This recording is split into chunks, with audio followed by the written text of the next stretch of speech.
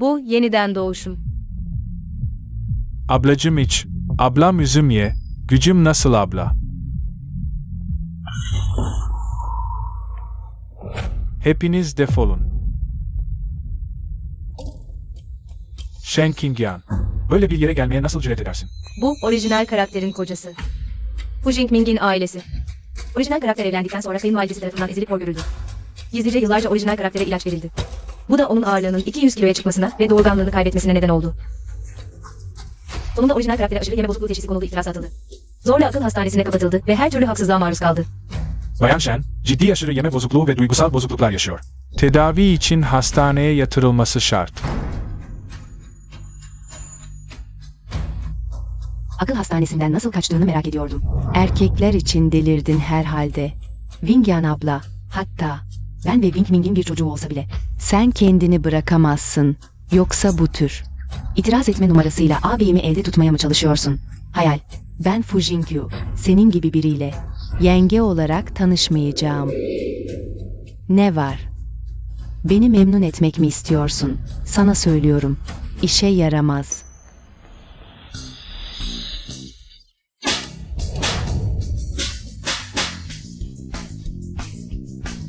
Yuer. İyi misin? Bana vurmaya cüret mi ediyorsun? Wingyan abla. Wingyu daha çok küçük. Aklı ermiyor. Onunla uğraşma. Babanla uğraşırım. Shutong. Sen.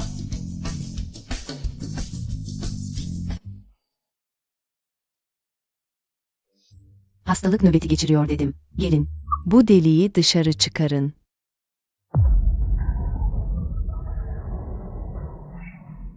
Unutma. Ruh hastası birini öldürmek suç değil. Denemek ister misiniz? Denemek ister misiniz?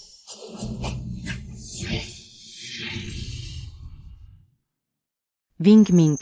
Karnım çok ağrıyor. Shen Qingyan, hamile bir kadına el kaldırmaya nasıl cüret edersin? Nasıl hamile metresini böyle açık açık eve getirirsin?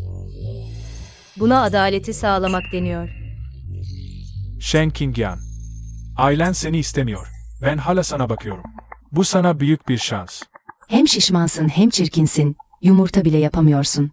Fu hanımı olarak oturup ailemizin soyunu mu kurutacaksın? Asıl karakterin şişmanlığı ve kısırlığı ilaçlardan kaynaklanıyordu. Ve bu aileden bağımsız değil.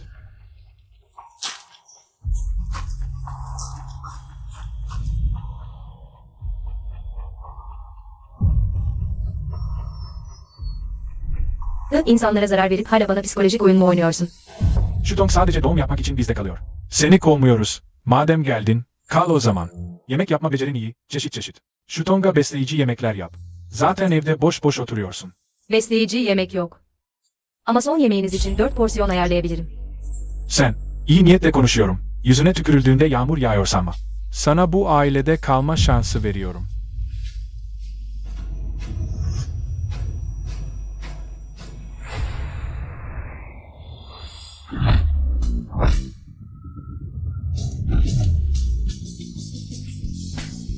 Wing Ming. Seni dövmek görevim. Shen Qingyan. Sırf Shutong'u kıskandığın için. Bana vurmaya cesaret ettin. Boşanmaktan korkmuyor musun? Tamam, o zaman boşanalım. Hemen, şimdi, derhal. O asla bana böyle soğuk bakmazdı. Yoksa, bu da dikkatimi çekmek için. Bulduğu yeni bir numara mı? Bana 200 milyon ver, boşanma belgesini hemen imzalarım.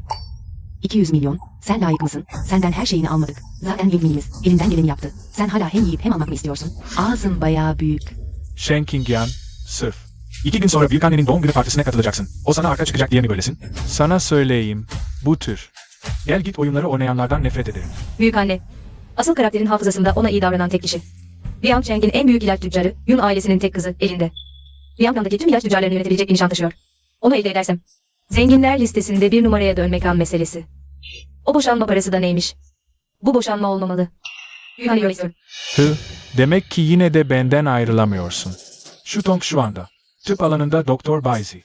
Benim için yıllarca gizli yaşadıktan sonra ortaya çıktı. Onun bakımını üstlenecek. Bu senin için büyük bir şans. Baisi? Yani o baisi mi?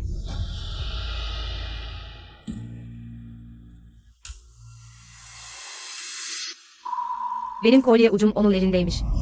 Wingyan abla, Wing Ming'e yardım edemeyeceğine göre, o zaman bırak ben senin yerine yükleneyim. Beni anlayacaksın değil mi? Shutong abla, sen bir deha doktorsun. O sadece akılsız bir kıskanç. Nasıl anlasın ki? Doğru, Shutong'un milyarlarca değerinde serveti var. O senden bıkmamışken sen ona bıktın ha? Tamam, çok güzel. Eğer onu yüceltmek istiyorsanız, hadi daha da yükseğe çıkarın. Bakayım, siz ne zaman fark edeceksiniz?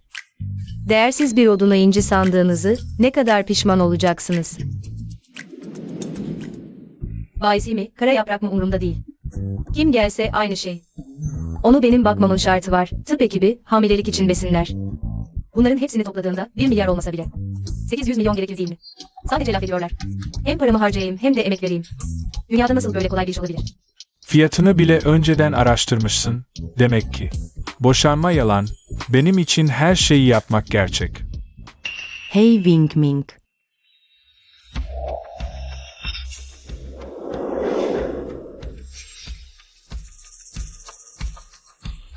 Al 800 milyon, bu parayla.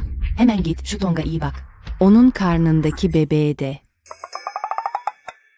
800 milyon, bayisi olarak benim harcamama yetmez bile. Parayı aldım, bugünden itibaren. Shutong'un her türlü ihtiyacından tamamen sen sorumlusun.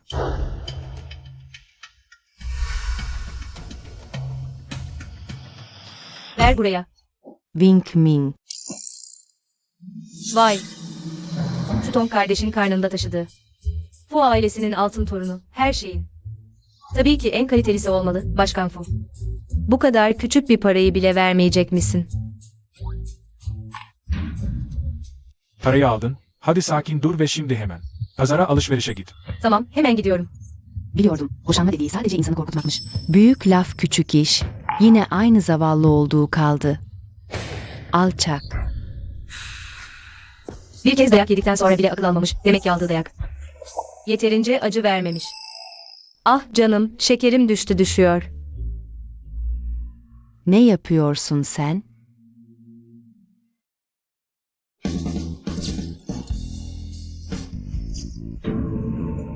Ah, belim. Benim belim. Anne, iyi misin anne? Nefes alamıyorum. Teyze, Wingyu. Shen Qingyan. Neden bilerek onlara baskı yapıyorsun? Ay. Yine başım dönüyor. Hey Shutong kız kardeşim. Dikkatli ol. Hey hey hey. Shutong.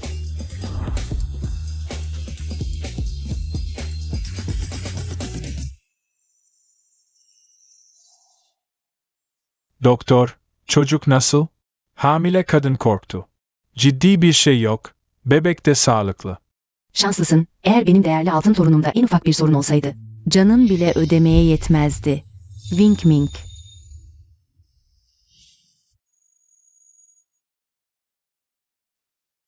Çocuk, bizim çocuğumuz nasıl? Sorun yok, çocuk iyi. Bu ultrason raporu, fetüsün göstergeleri. 16 haftalık hamile, fetal kalp atışı 148, mübarek alçak 3.7. Femur uzunluğu 2.1, tüm göstergeler. Normal aralığın üst sınırında aşırı beslenme. Hamile kadının şeker alımını kontrol etmesi gerekiyor. Bu kadın ne zaman bu kadar çok şey öğrendi? Daha da ilginç olanı. Fetüsün burun kemiği gelişimi belirgin. Kaş kemeri hafif çıkıntılı, cilt rengi geni, koyu pigmentasyon eğilimi gösteriyor. Fu Bey, Afrika kökenli olduğunu hiç bilmiyordum.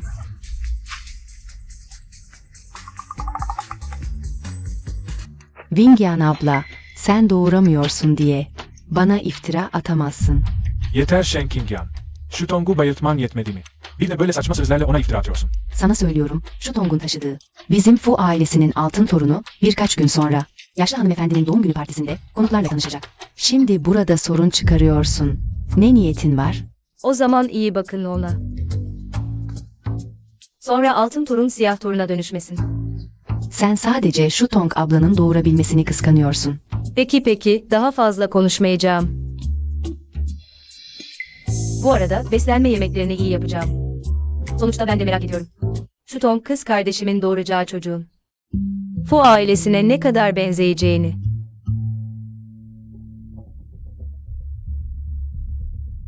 Wing Ming abi, o seni kızdırmak için bilerek yapıyor.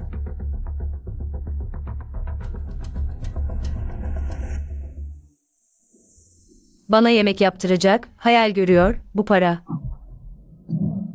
Tabii ki dün geceki tatminsizliğimin telafisi olacak. Hırsız yakalayın, hırsız yakalayın. Ay. Ah, bu berbat vücut, şu 2 adımı koşmak bile bu kadar yordu.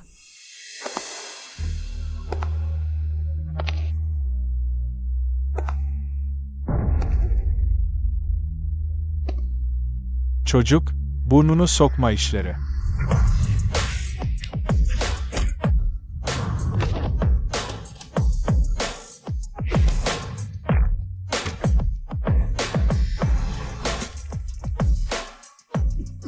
Gidelim.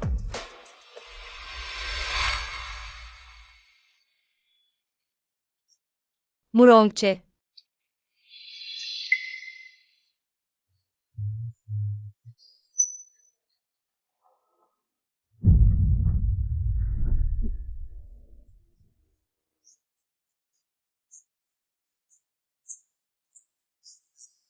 Kulakların neden kıpkırmızı oldu?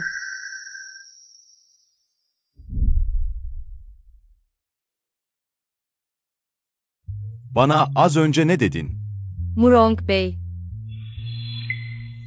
Az önce Murongçe diye seslendin. Tüm Viang şehrinde. Adımı ve soyadımı bu şekilde bir arada söylemeye cesaret edebilen tek bir kişi var. Sen. Kimsin?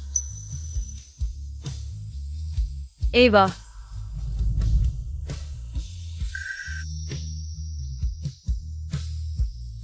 Sadece adını ve soyadını söyledim. Eskiden ne kadar sık söylerdim. Acaba benden bu kadar nefret mi ediyor?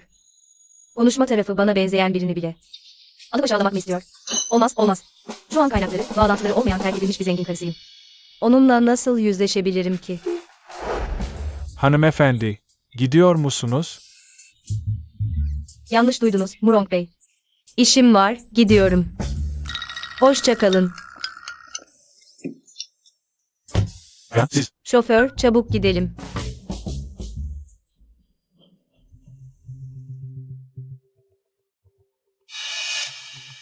Altın iğneyle akupunktur. Baizi'nin özel tekniği. Nasıl olur da yabancı birine öğretilir? Bu berbat vücut 2 hareket yapınca 10 kilometre koşmuş gibi oluyor. Zehri temizleyip kilo vermem lazım. Yoksa yürümek bile zor olacak.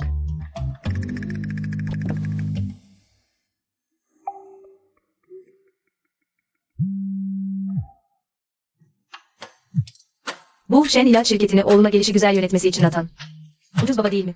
Tam da yeniden başlamak için yer arıyordum. Kaynaklar kapıya geldi.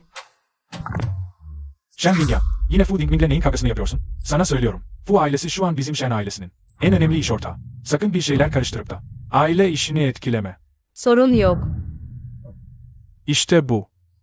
O halde Wing Hao Tang'ı bana verin. Ne? Şu an meteliksizim, bir anlık dürtüyle. Bu Wing Ming'den boşanıp yanlışlıkla mal varlığım olmadan çıkarsam Shen ailesi için hiç iyi olmaz. Wing Hao Tang'ı devralırsam onunla boşanma davası açma gibi bir niyetim olmaz. Wing Hao Tang, Wing Hao'nun elinde. Üst üste 5 yıl zarar etti. Yönetim kurulu çoktan ondan memnun değil. Bu sıcak patatesi ona atmak tam zamanı. Eğer Wing Hao Tang'ı daha da kötüleştirirse, ileride dedesinin ona bıraktığı mirası geri almak istediğinde reddetmek için daha fazla nedenim olur. Pekala, madem istiyorsun, denemen için verebilirim. Ama aldığın şeyle yetin, bir daha boşanmayı düşünme. Kardeşinle miras için yarışmak gibi sapık fikirlerin de olmasın. Merak etme, ben sözüme en çok sadık kalan insanımdır. Yan Jiao Tang, o 2. nesil zengin kardeşimin elinde. Berbat bir hale gelmiş olsa da en azından hazır bir altyapısı ve üretim izni var. Onu canlandırdığımda Liang Cheng'de tutunmam için ilk sıçrama tahtam olacak. Hanımefendi, nereye gidiyorsunuz? Asıl kişi uzun süredir depresyondaydı, vücudu toksin biriktirmiş. Rahatlamak için tabii ki. Guamba International'a gidiyorum. Nasıl hala gelmedi? Saat kaç oldu? Bence kasıtlı oyalanıyor. Geri gelip hizmet etmek istemiyor. Wing Ming. Sence Wingyan abla paraları alıp kaçmış olamaz mı? İmkansız. Bu kadar yıldır. Ben ne dersem onu yaptı. Asla karşı gelmedi. Üstelik Wiang Cheng'de kimsesi yok. Bana karşı gelemez. Gördün mü? Sadece biraz yavaş. İşte, yiyecekleri de almış. Shen Wingyan, kartımı kullanarak, gece kulübünde 1 milyon harcamış. 1 milyon, o tür bir yere gidip 1 milyon harcamış, bu artık çığırından çıktı. Ağabey, biz Fu ailesini hiçe sayıyor. Wing Ming, acaba Wingyan abla içinde birikmiş öfkeyle bir anlık aklını mı kaçırdı? 5 yıllık evlilik. Dikkatimi çekmek için kullandığı bu küçük numaraları. Kaç kez gördük. Tek istediği onu aramaya gitmem. Varlığını hissettirmek istiyor. Çocukça. Hey, Shen Wingyan. Sana 10 dakika veriyorum. 10 dakika içinde kapıda görünmezsen, bir daha Fu ailesinin kapısından adım atamazsın. 10 dakika. O kadar uzun sürmeyecek. Gördün mü?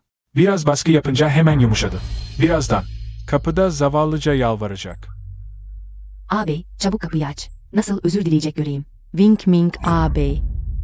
Wingyan abla hatasını anladığına göre artık onu zor durumda bırakma. Onun adına yalvardığın için. Affedebilirim. Yeter ki önümüzde diz çöküp özür dilesin. Bu mesele kapanır.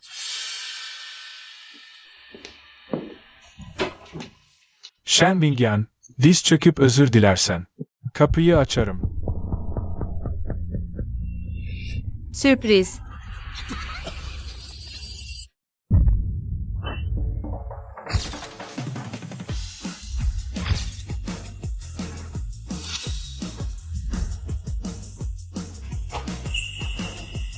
Hadi beyler, içeri girin.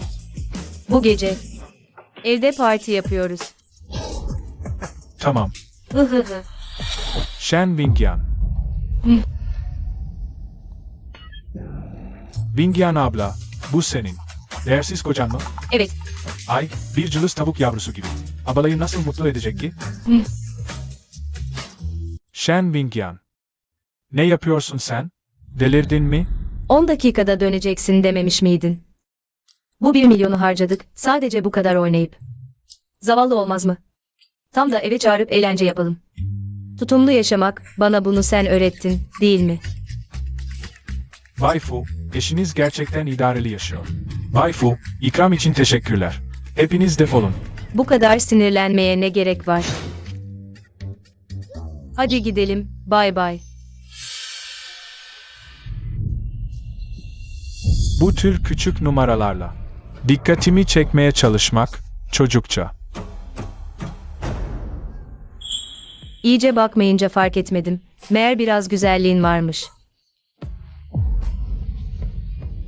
Kalbim zaten şu Tong'a ait. Sana gelince, biraz daha zayıf olsan, biraz daha söz dinlesen. Çok gürültü yapıyorsun. Kıpırdama. Ne yapıyorsun? Delirdin mi? Bir şey varsa içeride konuşalım.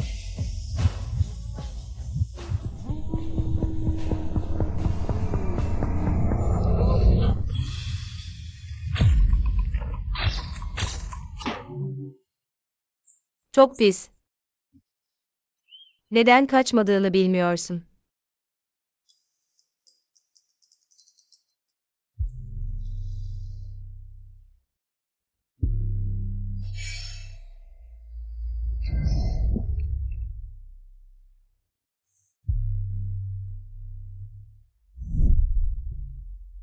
Araştır şunu. O gün hastane önünde. Karşılaştığımız kadını. Efendim, istediğiniz her türlü kadına sahip olabilirsiniz. Neden aniden? Öyle bir kadın aramaya başladınız. Gitmeni söylediysem git. Efendim, Bayan Fu'nun doğum günü davetiyesi. Geri çevir. Ama Bay Fu'nun gelini, galiba sizin geçen sefer. Hastane önünde karşılaştığınız kadın. O halde git. Efendim, o Bayan Shen evli.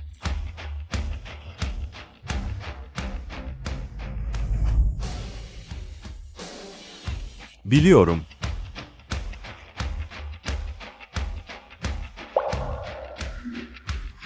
Efendim, Yoksa Fu ailesinin duvarını mı yıkacaksınız? Ah, rahatladım.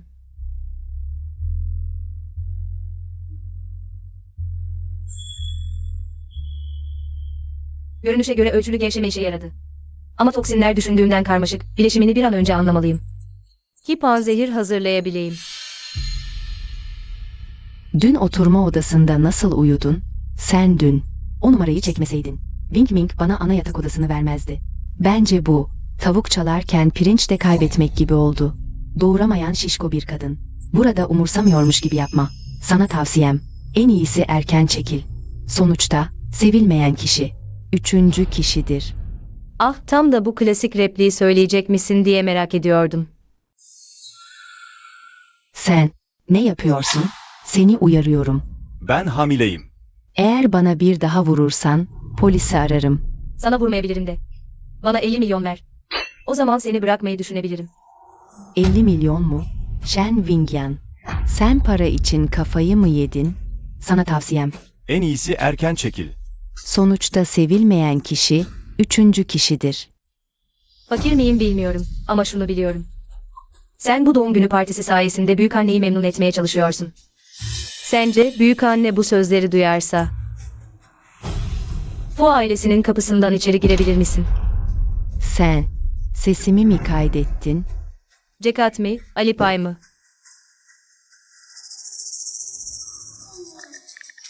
Alipay'a 50 milyon yatırıldı. Teşekkürler, Bayan Ye. Parayı verdim. Kaydı geri verebilir misin? Ben sadece seni bırakacağımı söyledim, sana vereceğimi söylemedim. Bu harika sözleri kesinlikle saklayıp tekrar dinleyeceğim. Zihnimi açmak için. Benimle dalga mı geçiyorsun? Ah! Shu Tong. Ah, canım torunum. İyi misin? Wing Min. Ben sadece ablama dünkü içki sonrası Vücudunda herhangi bir rahatsızlık. olup olmadığını sormak istedim. O beni itti. Karnımdaki çocuğa bir şey olmasın. Shen Wingyan. Nasıl bu kadar kötü olabilirsin? Bu kadar kötü bir oyunculuğa sen de inanıyor musun? Kendi gözlerimle gördüm. Yanlış olamaz. Görünüşe göre bu evde kalmak istemiyorsun. Gelsinler. Genç hanımı Batı Banyosundaki eski eve götürün. Ben izin vermedikçe. Yarım adım bile dışarı çıkmasın. Eski eve gitmek o kadar da kötü değil. Onu büyükannenin doğum günü partisi bitene kadar orada tutun. Bay Murongche'nin önünde rezil olmasın. Bingyu haklı. O zaman. Shutong senin yerine. Büyükannenin kutlama yemeğine katılsın. Murongche. O nasıl büyükannenin doğum gününe katılabilir? Bay Murong, tabii ki. Oğlumun yeteneğini ve Shutong'un patentini takdir ettiği için. Özel olarak yemeğe geldi. Büyükanne, doğum günü yemeğinde. Yetkisini varislere devredecek, o zaman ünlüler toplanacak. Abimin yanındaki kadın da doğal olarak ortama uyum sağlamalı. Sen uslu uslu eski malikanede kal, rezil olma. Onu götürün. Yetki devrimi. O zaman bu yemeğe kesin gitmeliyim.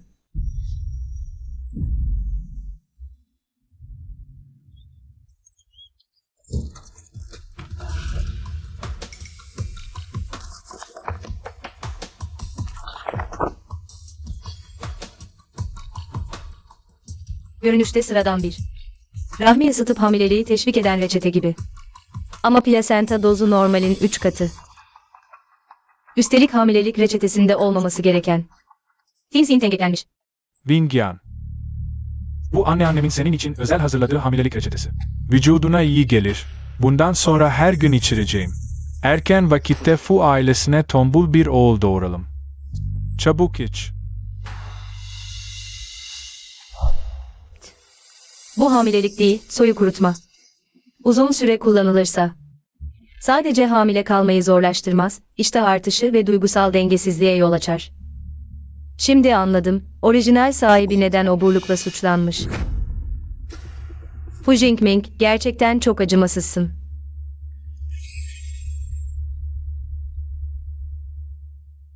Beş gün sonra Fu büyükannenin doğum günü yemeği, onların. Maskelerini indirmek için en iyi sahne, sadece gitmekte kalmayacağım. Ayrıca göz kamaştırarak gidip yüzlerine şamarı indireceğim.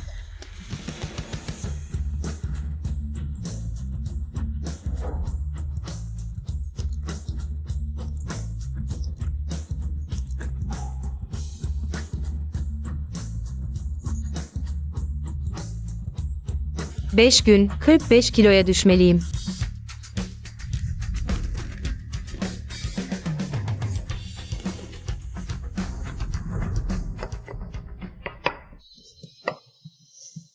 Biraz şifalı ot toplayıp zayıflayıp güzelleşeceğini mi sanıyorsun? Gerçekten. Kendini ne sanıyorsun? Sanki. Bu yıllar boyunca. Her gün zayıflamaktan bahsetmedi mi? Bu diyet, yemek yerine geçenler. Biber kremi sürmek, hangisi başarılı oldu? Ah, yaşlı hanımefendi görünüşe çok önem verir, onun bu vücuduyla. Doğum günü yemeğine gerçekten katılsa bile. Yaşlı hanımefendi görünce kaçacak yer arar.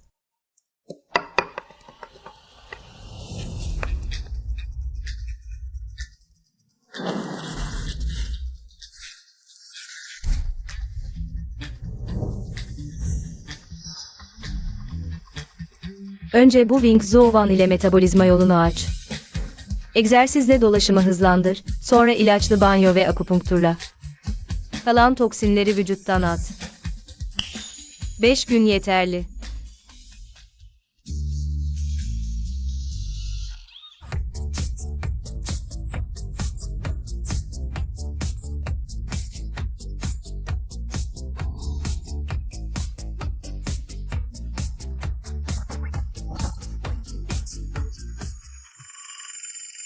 Küçük hanım sürekli egzersiz yapıyor. Zayıflamak istiyor. Büyükannenin doğum günü yemeğine gitmek için. Bu kadar kısa sürede nasıl zayıflayabilir ki? Hayalperest, boşuna uğraşmasın deyin. Büyükannenin doğum günü yemeğinde birçok ünlü olacak. İstediğim saygınlığı o veremez, siz onu iyi gözaltında tutun. Yoruldum, banyo yapacağım. Git, buraya gel. Büyükannemin doğum günü hediyesini al, adamları ayarla. Uygun şekilde doğum günü partisine gönder. Bu arada daha önce sipariş ettiğim elbiseyi de Alev'e. Küçük hanımefendi, o elbise XS beden değil mi? Gitmen gerekiyorsa git. Bu gece bu son tedavi seansı bitiyor.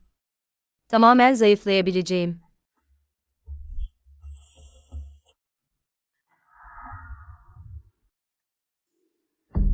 Gerçekten de en küçük beden elbise. Küçük hanımefendi acaba? Gerçekten aşırı mı uyarıldı? Bu kıyafet ona şal olarak bile küçük gelir. Öyle değil mi? Onun gibi bir vücutla. Nasıl giyebilir ki bu kıyafeti? Partiye katılacak daha. Yarısını giymeden kıyafet parçalanır korkarım.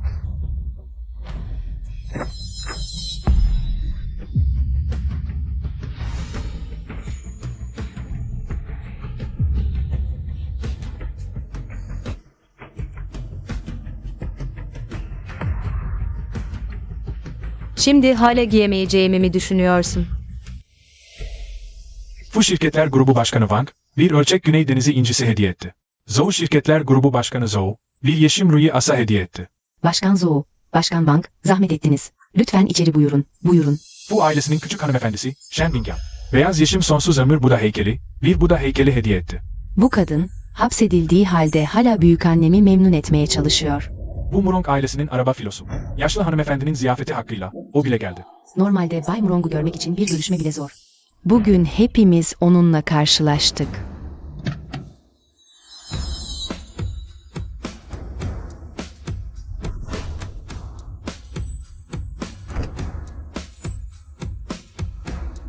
Bay Murong, Büyükannemin doğum günü partisine katıldığınız için. gerçekten onur. Aman tanrım, söylentilerden bile daha yakışıklı. Bana baktı gibi. Ben en azından Fu ailesinin başıyım. Bana bile bakmadı. Ağabey, öyle söyleme. Bay Murong gibi. Böyle bir kişilik, biraz kibirli olsa ne olur? Üstelik duyduğuma göre hala bekar. Tamam. Hayal kurmayı bırak. Büyükanne bugün doğum günü partisi veriyor. Ölçülü ol. Hadi gidelim.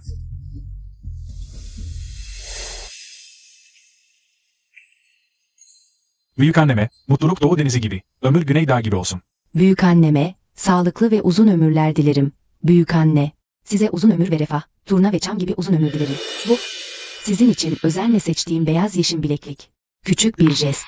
Torunumun eşi verdiği olsaydı, tabii ki sevinerek kabul ederdim. Ama seninle benim, akraba değiliz. Bu kadar değerli bir hediye. Yine de gerçek torun gelinimin bana getirmesini bekleyeceğim. Büyükanne, ben Wing Ming. Wing Yan nerede? Bu kadar süredir döndüm. Onu neden görmedim? Büyükanne, şu Tong da iyi niyetliydi. Wingyan gelince, bugün. Gerçekten böyle bir ortama uygun değil. Bu ailesinin büyükannesi için verilen yaş günü yemeği. Ailenin başındakinin eşi burada yok, bu hiç uygun değil. Bununla ne demek istiyorsun? Büyükanne, Bilmiyorsun. o Shen Qingyan şimdi çok huysuz oldu. Geçen zamanlarda Şu Tong ablayı bile dövdü. biz sadece düşündük ki Partide sorun çıkarmasından korktuk. bu yüzden onu. Banliyödeki eski eve dinlenmeye gönderdik. Asla mümkün değil. Eskiden ben hastalanınca Wingyan 3 gün 3 gece hiç uyumadan bana baktı. O kadar iyi kalpli bir kız. Nasıl sebepsizce insanlara zarar verebilir? Büyükanne. İnsanlar değişir. Yeter. Madem hepiniz diyorsunuz ki Qingyan'ın karakteri çok değişmiş, o halde görmek istiyorum. Gerçekten ne hale gelmiş? Hizmetkarlar. Hemen Qingyan'ı buraya getirin. Açıkça soracağım. Sorun onda mı, yoksa bazıları? Kendi kendine oyun mu oynuyor? Ama büyükanne. Wingyan bu 5 yılda gerçekten çok değişti. Buraya gelince size sıkıntı vermesinden korkuyorum. Evet, büyükanne, son zamanlarda Wingyan abla neye maruz kaldı bilmiyorum. Karakteri çok değişti. Aşırı yemek yiyor. Şimdiki vücudu ve görünüşü eskisinden çok farklı. Evet, anne, biz onu getirmiyor değiliz. Bilmiyorum. Şimdi ne hale geldi? Bugün burada bu kadar çok insan var. Herkes görürse bu ailesinin gelini o tür biri olduğunu. Herkes gülmekten kırılmaz mı? Şişman mı? Zayıf mı? O bizim Fu ailesinin gelini.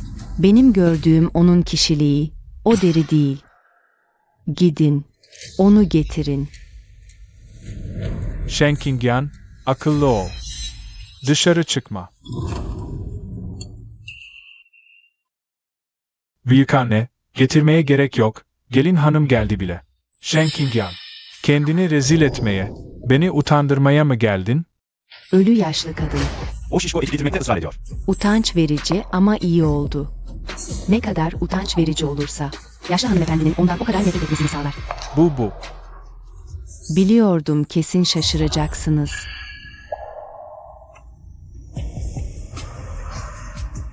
Fu ailesinin gelini olarak yaşlı hanımefendinin doğum günü partisinde. Nasıl kaçırabilirim?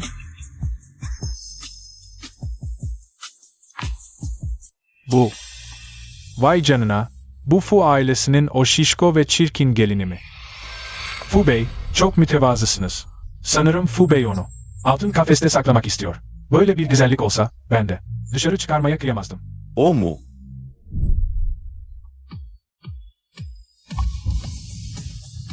Birkaç gün içinde bu kadar. Kökten değişebileceği hiç aklıma gelmezdi. Şu Tong abla, yanılıyor muyum? Bu o. 200 kilo şişko kadın mı? Yüzü incelmiş doğru. Yüz özellikleri gerçekten Shen Qingyan. 5 gün içinde nasıl bu kadar zayıfladı? Nasıl bu kadar güzelleşti? Bu vücut, bu hava. 5 yıl önce onunla tanıştığımda bile hiç bu kadar parlak olmamıştı. Kesinlikle bilerek yaptı. Bu kadar güzel ve gösterişli görünerek. Benim ışığımı çalmak istiyor. Şu Tong, merak etme, yaşlı hanım Ren. Onu ne kadar severse sevsin, benim kalbimde sen benim kabul ettiğim tek gelinimsin. Ama Wingyan abla şimdi bu kadar güzel. Nasıl onunla yarışabilirim ki? Neden yarışamayasın? Unuttun mu? Yaşlı hanımefendiye ne hediye hazırladı? Büyük anne. Wingyan size tebriklerini sunmaya geldi. Sağlıklı ve uzun ömürler dilerim. Her yıl bugünü görmenizi. Gel gel iyi çocuk. Büyükannen iyice baksın. Zayıflamışsın, daha güzelsin. Ama bu gözler hala o kadar temiz. İyi, çok iyi. Wingyan, beklemiyordum. Bana bu kadar büyük bir sürpriz hazırladın. Ne sürprizi? Abi, unuttun mu? Bizim şu Tong abla özellikle hazırladı. Yağlı yeşim bilezik, piyasada yok, paha biçilmez. İşte o gerçek sürpriz. Wingyu. Hediye ne olursa olsun niyettir. Wingyan abla. Bugün bu kadar güzel giyinip geldi. Hediyesi de kesin. Özenle hazırlanmıştır. Bizi hayrete düşürmek istiyordur. Doğru söylüyorsun, Shen Qingyan. Benim Fu ailesinin büyük gelini olarak yaşlı hanımefendinin 80. doğum gününde kesinlikle bir büyük hediye hazırladın, değil mi? Hediyemi sunmam için bu kadar acele etmen. Kesinlikle bir oyun var. Ha, bakalım bana ne tür tuzak hazırlamışlar. Gelsinler.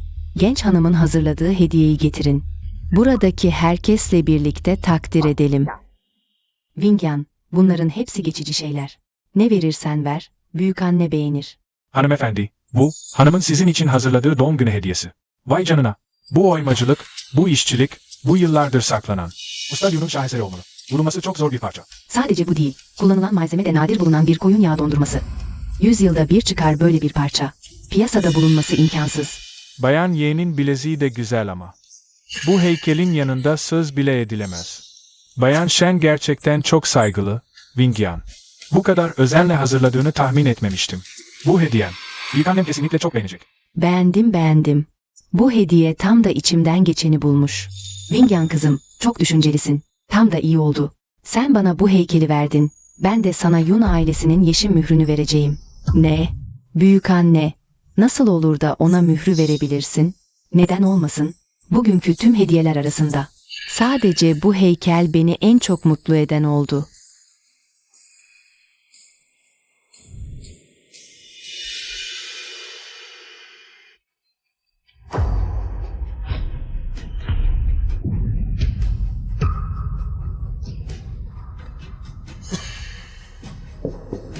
Shen Wingyan, bu ne demek oluyor? Bugün büyükannenin doğum günü. Sen böyle bir şey mi veriyorsun? Ona lanet mi okutmak istiyorsun? Buda'nın gözyaşları kaldı. Bu çok kötü bir alamet. Doğum günü ziyafetinde böyle bir şey olması. Bu, acaba cennet. Bir şeye mi işaret ediyor? Zaten onun bir uğursuzluk getirdiğini söylemiştim. Çıkar çıkmaz bu kadar olay çıkardı. Bu kadar ani zayıflaması, acaba kötü bir ruhun etkisinde mi kaldı?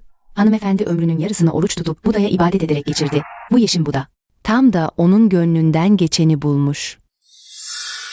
Bu Shen Wingyan, kendisi bile gelemiyor. Yine de ev sahibinden daha çok ilgi görmek istiyor. Shu Tong, merak etme, ben buradayım. Fazla dalga kaldıramaz. Her hanımefendi ömrü boyunca oruç tutup Buda'ya ibadet etti. Böyle uğursuz şeylerden en çok nefret eder. Bakalım şimdi onu nasıl memnun edeceksin? Anne, bu güzelim Buda heykeli, tam da sizin doğum günü ziyafetinizde. Kanlı gözyaşı döküyor. Bu hiç de hayra alamet değil. Bana sorarsanız, o mührü kime vereceğinizi bir daha düşünün. Eğer o Shen Wingyan'ın eline geçerse, Fu ailesinin yüzyıllık temelleri bir anda yok olmaz mı? Evet hanımefendi, teyzenin dediği doğru. Bu, kesinlikle Buda'nın daha fazla dayanamayıp Bir işaret göndermesidir.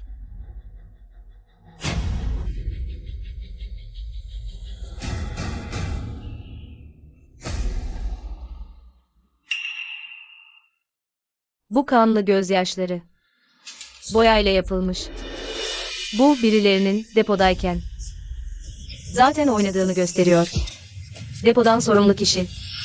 Sen değil misin, kayınvalide? Ne saçmalıyorsun sen? Bana iftira atmayı nasıl cüret edersin? Kanıtın var mı?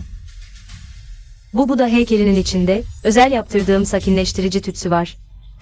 Üzerine bulaşırsa 3 gün boyunca kokusu gitmez.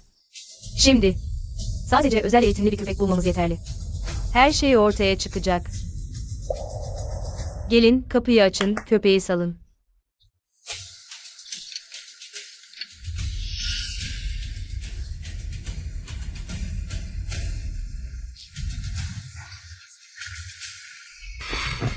Gidin.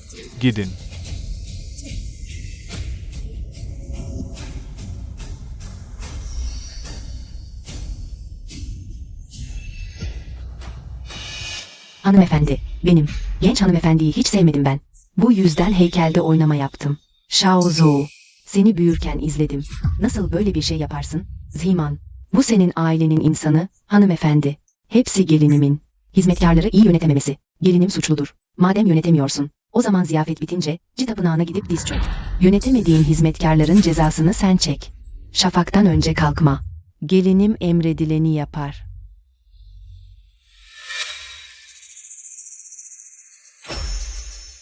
Bu Buda heykeli. Bana tam 50 milyon liraya mal oldu. Madem kayınvalidem sizin eğittiğiniz kişi, o halde söyleyin bakalım. Bu parayı kim ödeyecek? Madem benim insanım, o zaman onun yerine ben öderim.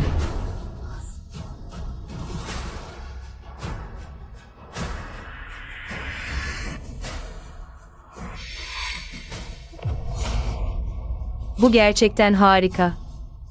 Kayınvalidem, siz gerçekten büyük anlayışlısınız. Büyükanne, açıkça o bu uğursuz şeyi buraya getirdi. Neden sadece annem cezalandırılıyor da o değil? Doğru söylüyorsun. Bugün büyükannem gerçekten korktu. Özürümü göstermek için büyükanneme. 2. doğum günü hediyemi sunmak istiyorum.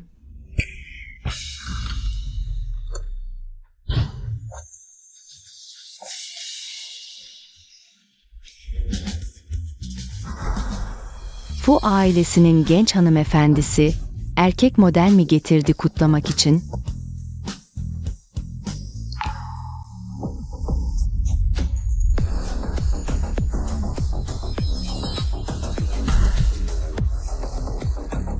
Shen Wingyan. Ne yapıyorlar? Hemen durdurun onları. Ne? Biraz daha yaklaşsınlar. Herkes duydu mu? Biraz daha yaklaşın, yoksa büyükanne sizi göremeyecek.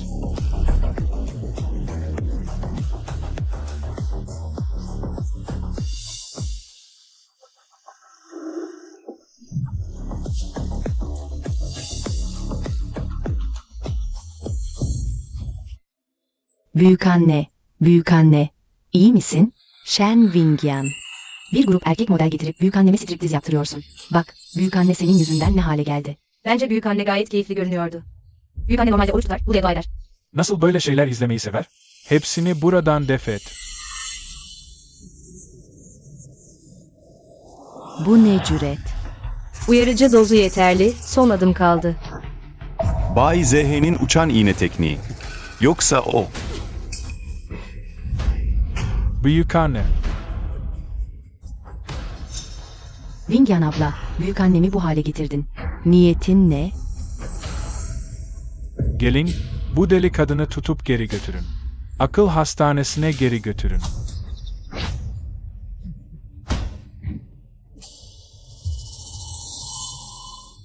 Kaçmaya cesaretin mi var? Sadece kaçmak değil, sana birkaç kadeh daha ikram edecek cesaretim de var. İsyan bu. Hepiniz üzerime gelin. 3 2 Hepiniz durun.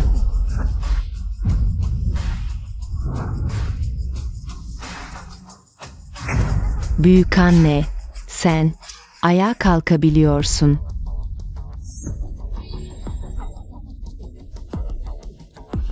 Büyükanne, bu sana verdiğim 3. doğum günü hediyem. Umarım ayağa kalkarsın. Ve bu canlı dünyayı kendi gözlerinle görürsün. Beğendin mi? Beğendim, çok beğendim. Bu kanı tükürmek. Hiç bu kadar rahat hissetmemiştim. Anlıyorum. Genç hanım bu erkek modelleri getirmiş. Baş belası olmaları için değil, büyükannemizi harekete geçirmek içinmiş. Büyükannemin bacakları iyi değil, yıllardır kan dolaşımı tıkalıymış. Kan ve enerji akışının canlanması, enerji kanallarını açmak için gerekliymiş. Bu gençler dans etmeye başlayınca, büyükanne heyecanlanıp kan basıncı yükselmiş. Ve genç hanımın da iğneleri batırmak için doğru anı yakalamış. Harika. Bayan Shen'in tıp becerileri üst düzey. İyi bir kızsın. Bu yaşlı kemiklerim için gerçekten çok uğraşmışsın. Ama anne, o bu düzensiz kalabalığı getirip doğum günü partisini berbat etti. Bu bir gerçek. Duyulursa bu ailesi olarak Viangcheng'de nasıl itibarımız kalır? Haklısın, büyükanne. Sen daha yeni meditasyondan döndün, o da. Bu kalabalık erkek grubuyla içeri girdi. Bu senin huzurunu bozdu. Bu sana saygısızlık. Evet, büyük bir saygısızlık. Ne bakıyorsunuz öyle? Yeterince büyük değiller mi? Yeterince kaslı değiller mi? Kızımın seçtiği her genç, hepsi çok canlı ve enerjik. Kızım, büyükannen bu yaşa kadar geldi. Ama bugün ilk kez böyle güzellikler gördü. Hayatımın yarısı. Boşa geçmiş. Büyükanne, daha eğlenceli şeyler de var. İstersen seni onlarla dansa götüreyim. Harika, harika. Bu yaşlı kemiklerimle. Bugün sizinle doyasıya eğleneceğim. 3 büyük hediye de büyükannenin gönlünü kazandı. Üstelik son zamandan ekstra para da sızdırdık. Bu doğum günü partisine değdi.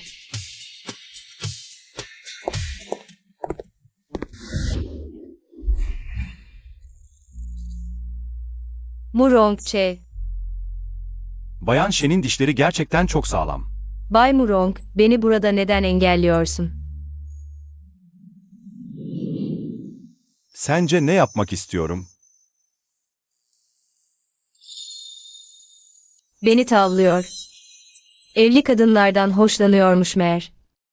Şimdi anlıyorum, eskiden neden ne kadar kuru yapsam da beni umursamadığını. Bu kadar ustaca duvar dayama pozisyonu. Görünüşe göre birçok kıza karşı aktif olmuş. Bay Murong, sen. Hocamın kalesini mi yıkmaya çalışıyorsun? Evet. Ne olmuş? Bayan Shen, merak ediyorum. Bir insan birkaç günde nasıl bu kadar kilo verebilir? Bu dünyada. Gerçekten bu kadar mucizevi şeyler oluyor mu? Dünya büyük, her türlü tuhaflık var. O halde sana soruyorum. Baizi adında birini tanıyor musun? Ona çok benziyorsun. Beni tanıdı. Beni burada sıkıştırdı. Acaba benden intikam almak mı istiyor? Bay Murong, tanışma şeklin gerçekten çok bayat.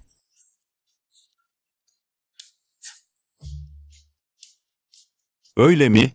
O zaman farklı bir yol deneyeyim. Peki ya böyle? Bay Murong, herkesin önünde evli bir kadına sarkıntılık yapmaktan korkmuyor musun? O zaman daha da heyecanlı olmaz mı? Kendini tutma. Tutacak değilim ya. Hayattan keyif almak gerek. İntikam almak istiyorsa alsın.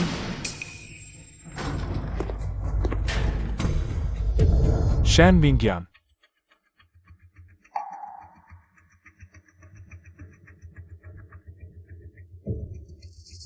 Az önce yanlış görmüşüm. Abi, neye bakıyorsun? Büyükanne pasta kesecek. Hadi gidelim.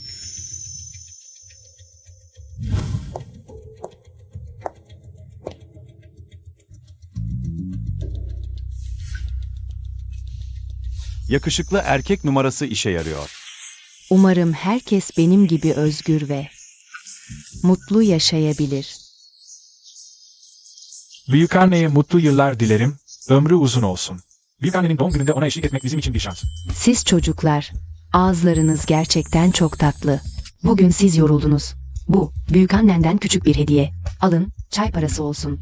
5 milyon. Büyükanne, bu çok fazla. Fazla değil.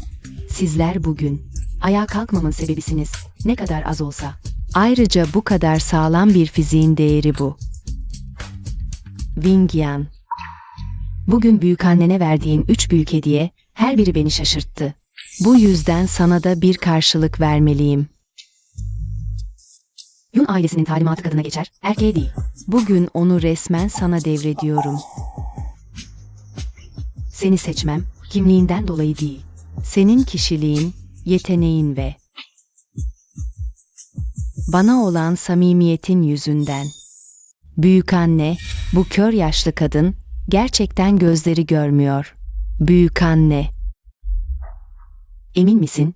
Bu yeşim taşı, Bai ailesinin tüm şirketlerine emir verebilen çok önemli bir şey. Nasıl böyle rastgele? Shen Qingyan'a verebilirsin. Wingyan, akupunkturla bacak rahatsızlığımı iyileştirdi. Bu yeterli değil mi? O sadece bir ev hanımı. Ne tıp bilgisi var ki? Belki de sadece şans eseri oldu. Bizim Shutong ablamız ise farklı. O bir tıp dehası, bizim ailede. Ama sen bir tıp danışmanısın. Hem mantık hem de duygu açısından. O yeşim taşını ona vermelisin. Kim şu an ihtiyacım olmadığını söyledi. Şimdi ben Wing Hao Tang'ın. Gerçekten varisi oldum. Tam da bu tür. İlaç kaynaklarına ihtiyaç duyduğum bir zamanda. Wingyan, söylediklerin gerçekten doğru mu? Büyükanne, kararımı verdim. Wing Hao Tang'ı kendi çabalarımla canlandıracağım. Artık başkalarının insafına bakarak yaşamak istemiyorum. İyi çocuk. Büyükannen sana inanıyor. Kesinlikle büyük işler başaracaksın. Bayan Shen, ben Kisheng Tang'ın genel müdürü Wang. Vay canına, tıp bilginiz gerçekten harika. Acaba Wayne Kao Tang'ınızla işbirliği yapma şansım olur mu? Şirketimiz, sizin gibi birini başımızda görmeye çok ihtiyaç duyuyor. Bay Wang, acele etmeyin.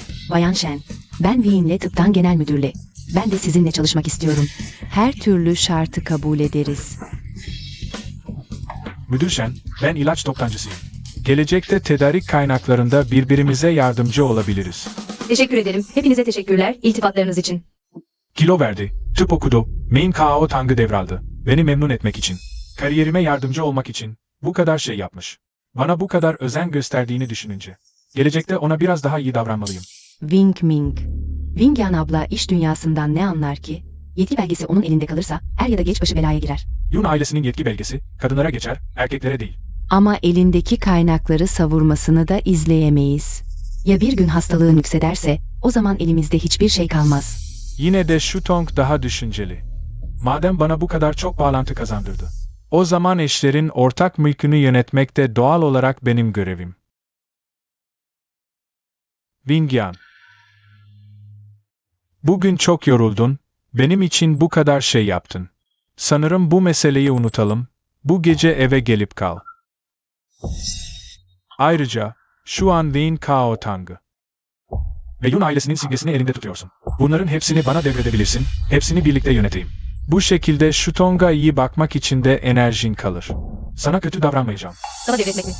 Evet, sen bir kadınsın. Ne anlarsın ki? Lin Kao Tang'ı bana devret, Yun ailesinin simgesini de ver.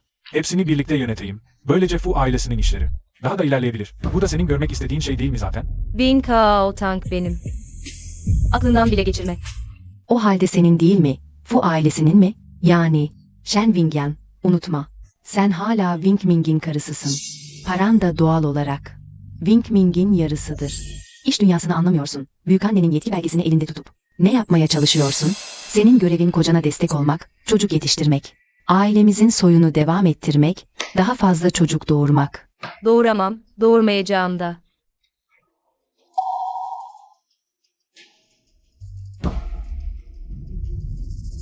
Wingyan, bu ne demek oluyor? Büyükanne, bilmiyor musunuz? İyi torununuz 5 yıldır bana ilaç veriyor. Beni doğurganlıktan yoksun bir sakat haline getirdi.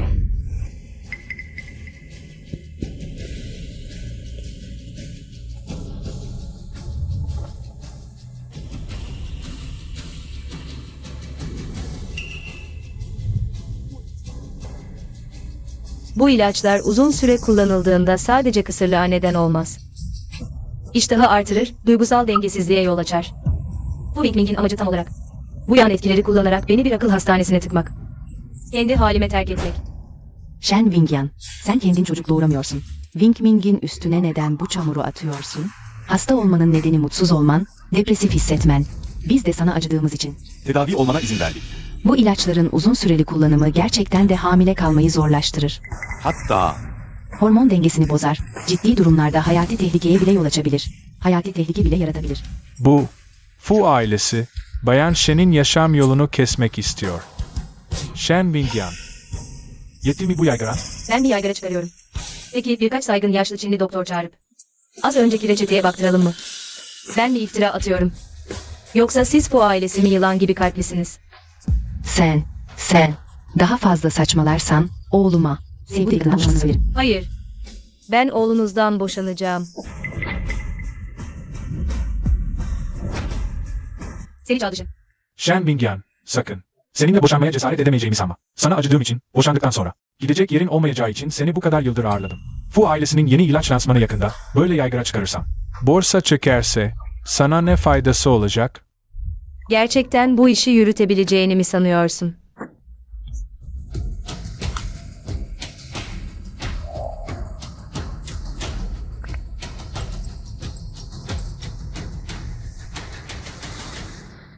Bitti. Hemen Fu şirketi hisselerini satın. Büyük bir sorun çıktı.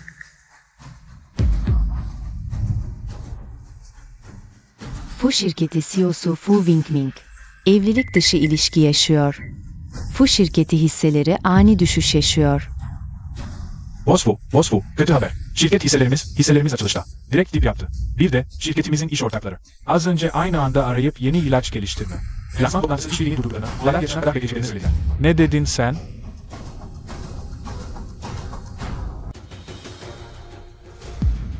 Büyükanne, anne.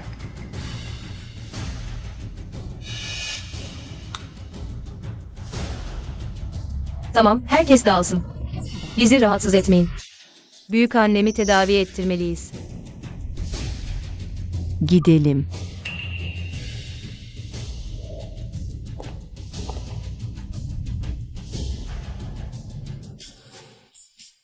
Büyük anne. Herkes dağıldı. Hala uyanmıyor musun? Özür dilerim kızım. Büyükanne bilerek bayıldı. Senin hakkını savunmak istemiyor değilim. Sadece bu komediyi bir an önce bitirmek istedim. Büyükannenizi anlamalısınız. Fu şirketler grubunun gözlerimin önünde yıkılmasına izin veremem. Sorun değil. Zaten ben de doğum günü partinizi kullanarak bu olayı ortaya çıkardım. Hesap kapandı. Bu yıllar senin için zordu, kızım.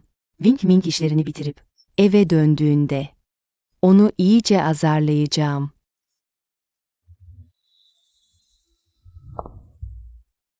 O hala burada ne yapıyor? Hem de bu mızmız tavırla. Peşimde dolanıyor, ne yapmaya çalışıyor?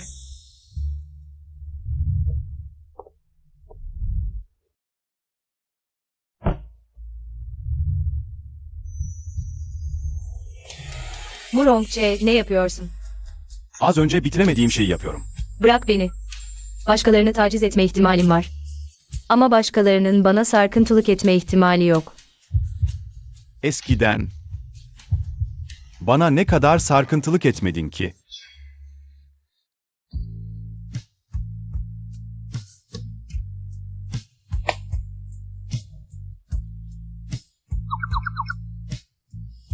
Murongçe. Vücudun fena değilmiş.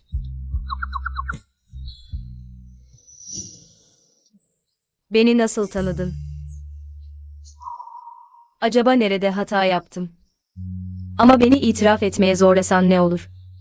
Yoksa şimdi düşkün halimi görüp intikam mı alıyorsun? Biraz centilmenlik yapabilir misin? Bekle bir zengin olayım. Sonra savaşırız. Hey, seninle konuşuyorum. Gerçekten ne istiyorsun?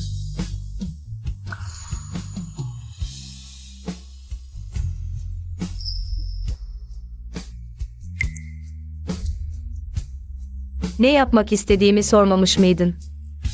Ondan boşanıp benimle evlenmeni istiyorum.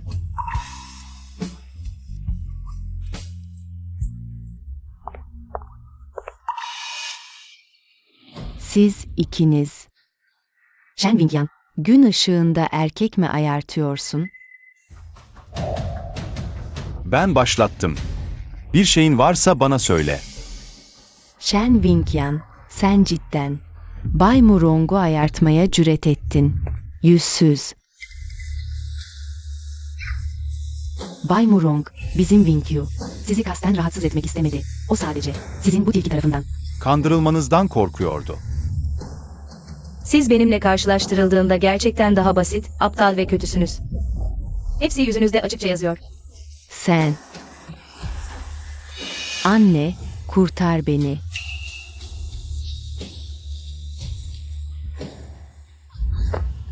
Bay Murong, biz. Biz hata yaptık.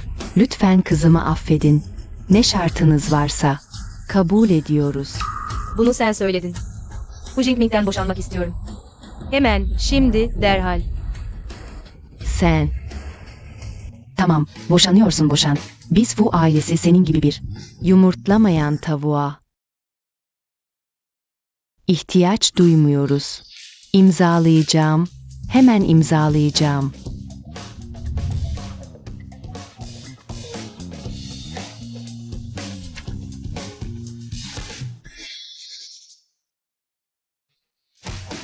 Al.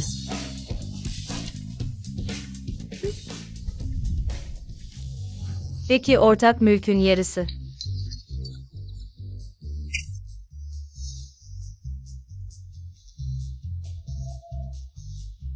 Al senin olsun. O zaman teşekkür ederim. Eski kaynanam. Shen Qingyan, açık konuşayım. Artık oğlumla boşandın. İleride ne kadar yaygara koparırsan kopar. Bizim bu ailesinin kapısından içeri giremezsin. Ailen şu anda tam bir karmaşa içinde. Ben niye geri döneyim ki? Uydurma haberlerinle. Bizim bu ailesini devirebileceğini mi sanıyorsun? Sana söyleyeyim. Yeni ilaç araştırmasının durdurulması. Sadece geçici. Şu Tong ablama sahip olduğumuz sürece. Kimse bizim projemizi kesmeye cesaret edemez. Şu Tong ablanın yeni ilaç araştırması başarılı olduğunda Bizim Wing Wing'imiz. milyarder olacak. O zaman pişman olup öleceksin. Peki, o zaman size istediğinizi elde etmenizi diliyorum. Gidiyorum.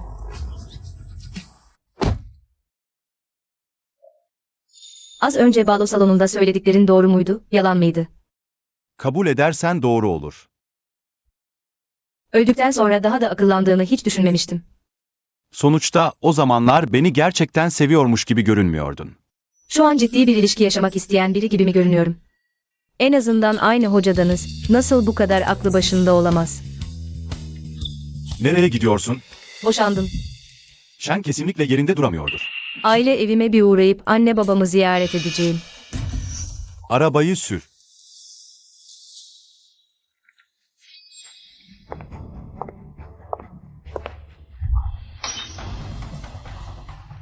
Shen Qingyan, Yüzünle nasıl geri dönersin? Yanlış hatırlamıyorsam bu ev büyük babamın. Bana mirası. Neden geri dönemeyim?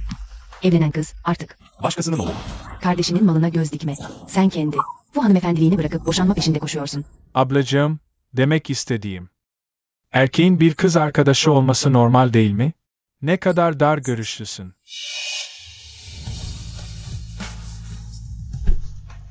Bildin mi?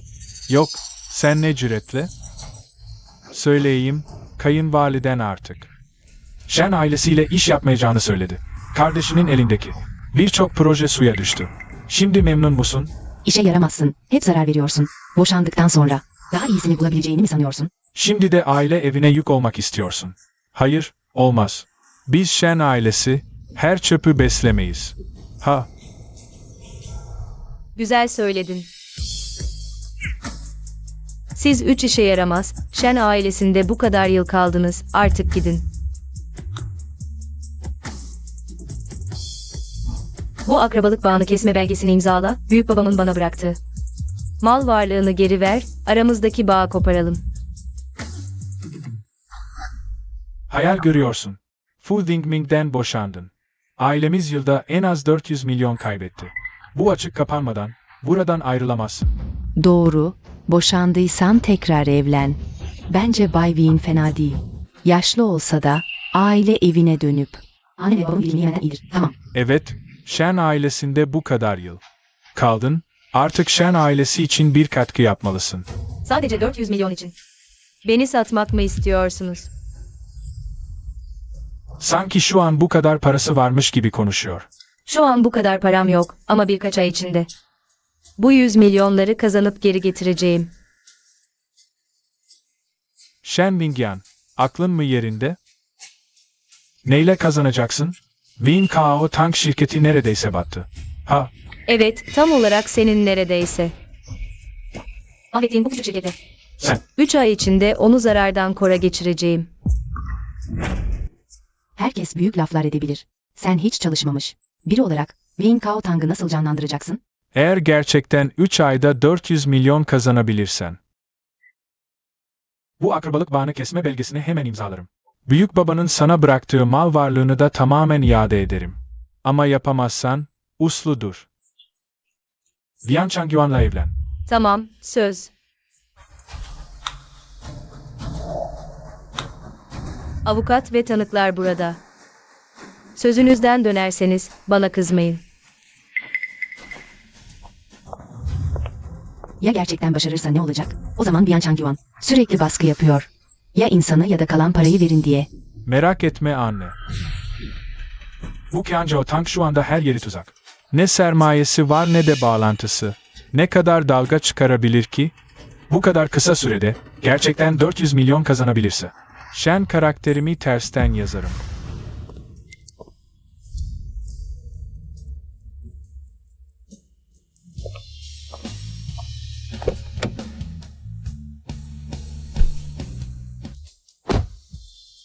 Sen neden hala gitmedin?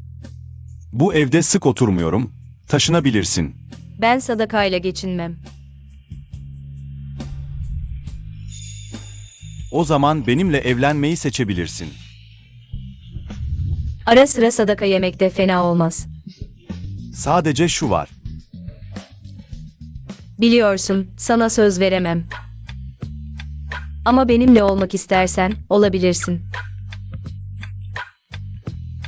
Seni kısıtlamam, evlilik özgürlüğümüz var, herkes ihtiyacını alır.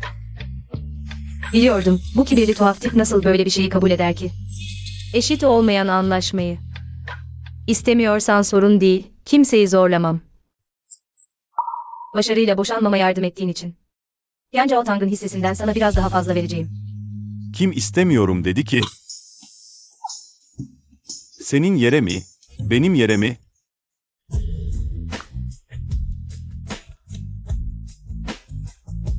Şimdi pişman ol. Hala vaktin var. Neden pişman olayım ki? İstediğim şey bu. Geçen hayatta o kadar saf takılıyordun. Hiçbir şey bilmediğini sanıyordum. Pratik tecrübem olmasa da rüyamda görmediğim anlamına gelmez. Bana sadakatini mi gösteriyorsun? Bu numaraları yutmam.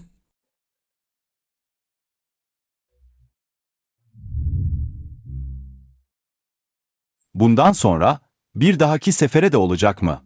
Büyük ihtimalle. Peki şimdi nereye gidiyorsun? Kendi işimi kurmaya gidiyorum. Bu arada sana sorayım, kolyem neden? Yes Hutong'da. Ba izhi. O gece kolyen üzerinde değildi. Yoksa o kargaşadan yararlanıp mı aldı? Onu ifşa etmeye mi gidiyorsun? O şu anda senin patentini kullanarak Fu Jingming'i ayağa kaldırmaya hazırlanıyor. Doğrudan geri almanın ne anlamı var? Düşmanın sanması lazım ki. Kesin kazanç, ancak böyle üstünlük sağlayabiliriz. Sonunda sakinleşti. O haberin hangi rakibimizden çıktığını bile bilmiyoruz. Fu şirketinin hisse fiyatını düşüren o haber. Birkaç gün durdu. Neyse ki araştırma ekibini sakinleştirmek için araya girdim. Artık Fu şirketinde benim olduğumu biliyorlar. Moral yerine geldi. İyi ki sen varsın. Şükürler olsun ki Bayisi tüm dikkatini bilime veriyor. Asla halka açık yerlerde görünmüyor. Bu sahte kolyeyi taktığım sürece kimliğimi sorgulayacak kimse yok. Abi, araştırma ekibi de sakinleşti. Peki yeni ilaç tanıtımı? Planlandığı gibi ilerliyor. Bizim Fu şirketi kesinlikle bu zorluğu atlatacak. Hey meme. Tanıtım en kritik nokta. Hiçbir hata olmamalı. Bu arada, Vingyan nerede? Son günlerde şirkette fazla mesai yapıyorum. O yaramazlık yapmadı değil mi? Hah, o çoktan kaçtı. Kaçtı mı? Ne demek istiyorsun? Hah. O, şirketin başına bir şey geldiğini anlamış olmalı. Sırf bulaşmamak için kaçtı. Bu fırsatçı aşağılık kadın. Zaten onu nasıl uzaklaştıracağımı düşünüyordum. Görünüşe göre elimi kirletmeme gerek kalmadı. Fu ailesi sonunda benim olacak. Sadece şirketin başı belaya girince hemen sabırsızlanıp beni terk etmek istedi. Vingyan abla gerçekten ileri görüşlü değilmiş. Acaba bilmiyor mu? Ben devreye girdiğimde şirketin hisseleri kesinlikle yükselecek. Evet, bu yeni ilaç piyasaya çıktığında Fu ailesinin değeri sadece artar, azalmaz. Bunu öğrendiğinde kesin pişman olacak. Bırak pişman olsun. Onun gibi kısa görüşlü biri zaten hak etmiyor. Milyarder bir eşin hayatını yaşamayı. Doğru, tanıtım yapıldığında Fu şirketinin hisseleri yükselecek. O zaman annesinin evinden koşa koşa gelip benden barışmak isteyecek. Hah. Sanki Fu ailesine istediği gibi girip çıkabilirmiş gibi. O zaman onunla görüşüp görüşmeyeceğim bile belli değil. En azından kaçırdığı parayı geri vermeli. Yoksa asla izin vermem evimize girmesine. Ah. Neticede 5 yıl yanımda kaldı. Eğer samimi bir şekilde özür dilerse, belki yanımda kalmasına izin veririm. Sizler. Hepiniz duydunuz değil mi? Tanıtım alanını gösterişli bir şekilde hazırlayın. Davet edilen o. Tüm yüzüme tokat atanları getirin, onlara göstereceğim. Ben Fu Lingming. O kadar kolay devrilecek biri değilim. Wink Ming, sana inanıyorum. Tanıtım günü geldiğinde herkes sana yeni bir gözle bakacak. Bay Fu, bu kadar büyük bir araştırma başarısı elde ettiğiniz için ilgili işiniz nedir? Gazeteci. Sizi şimdiye kadar ayakta tutan ne oldu? Peki, bu ilaç araştırmasında en çok kime teşekkür etmek istersiniz? Peki, eşinizle aranızda kalbinizi çarptıran küçük detaylar var mı? Örneğin, ilk görüşlerine aşık olduğunuz yoksa zamanla mı? Aile ve iş arasında nasıl bir denge kurdunuz? Fu grubunun yeni ilaç tanıtımı yaklaşıyor. Sektör uzmanları değerlendiriyor. Yeni ilaç piyasaya çıktıktan sonra Fu grubunun değeri fırlayacak. Yeni sektör lideri doğmak üzere. Shutong, yarın patent elime geçer geçmez. Rahat bir nefes alacağım. O zaman ne istersen alacaksın. Wink Ming, bunları neden söylüyorsun? Ben de 3 kişilik ailemiz için yaptım.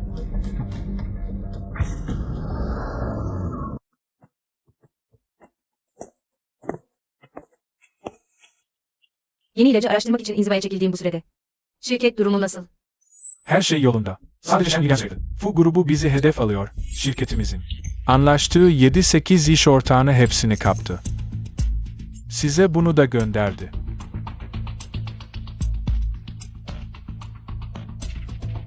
Bu grubu yeni ilaç tanıtımı.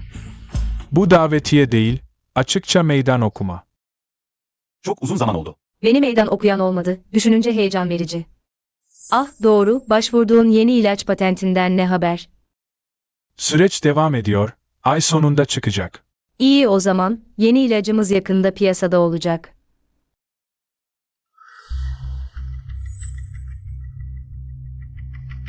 Alo, Shen Wingyan, 3 ay dolmak üzere. O 400 milyonu kazandın mı? Eğer gerçekten zorlanıyorsan. Pes et. Acele etme ne? Ay sonunda Fu'nun yeni ilaç tanıtımı bitince. Ganca Altank hisselerimiz dibi görüp toparlanacak. Çocuk gibi rüya görüyorsun. Bu kadar kısa sürede. Nasıl toparlanacaksın? Pes etmende fayda var. Wayne ailesi hala bekliyor.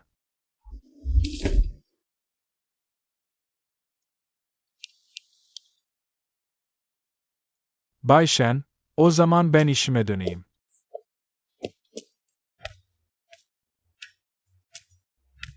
Yemek getirdim.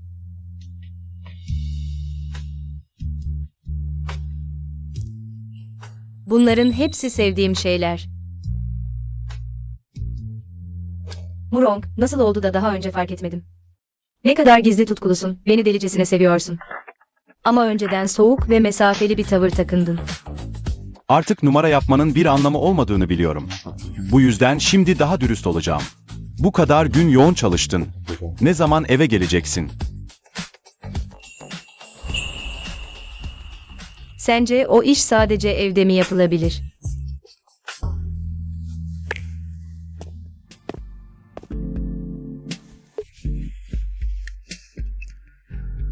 Bu arada, laboratuvarda unuttuğum o belgeleri bana getir. Bu şirketinin yeni ilaç lansman gününde bana çok lazım olacak. Sonunda sahneyi dağıtmaya hazırlanıyorsun.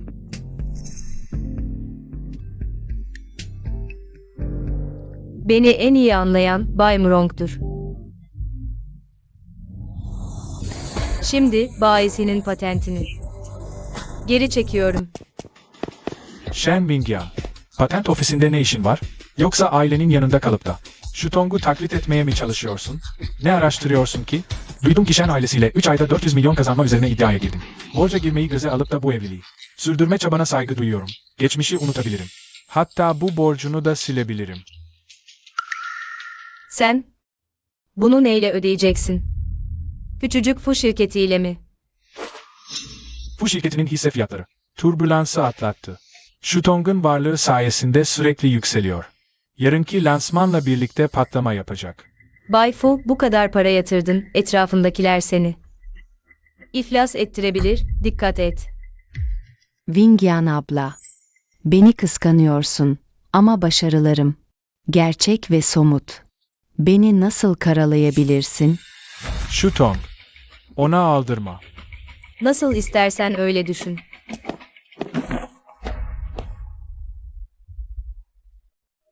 Bayzi, Fu şirketinde olsa bile. Fu şirketi bu kadar küstah olamaz. Umarım yeterince küstah olurlar. Ne kadar küstah olurlarsa bulutlardan cehenneme düşüşleri o kadar acı tatlı olur. Kovulmuş bir kadın beni sorgulamaya cüret ediyor. Hadi gidelim. Wink wink, madem hisse fiyatları sürekli yükseliyor, biraz daha yatırım yapıp yükselişi hızlandırsak mı? Ama önceden zaten milyarlarca yatırdık. Düşünsene, biraz daha yatırım yaparsak. Yeni ilaç piyasaya çıktığında, onlar 2'ye katlarken, biz 3'e 4'e katlarız. O zaman nasıl bir manzara olur, hayal et. Haklısın. Fırsatlar nadir bulunur. Hemen yeni ilaç projesine 1 milyar daha ekle. Hemen şimdi. Başarılarımı gördüğünde Shen Qingyan'ın kendini tutabileceğine inanmıyorum.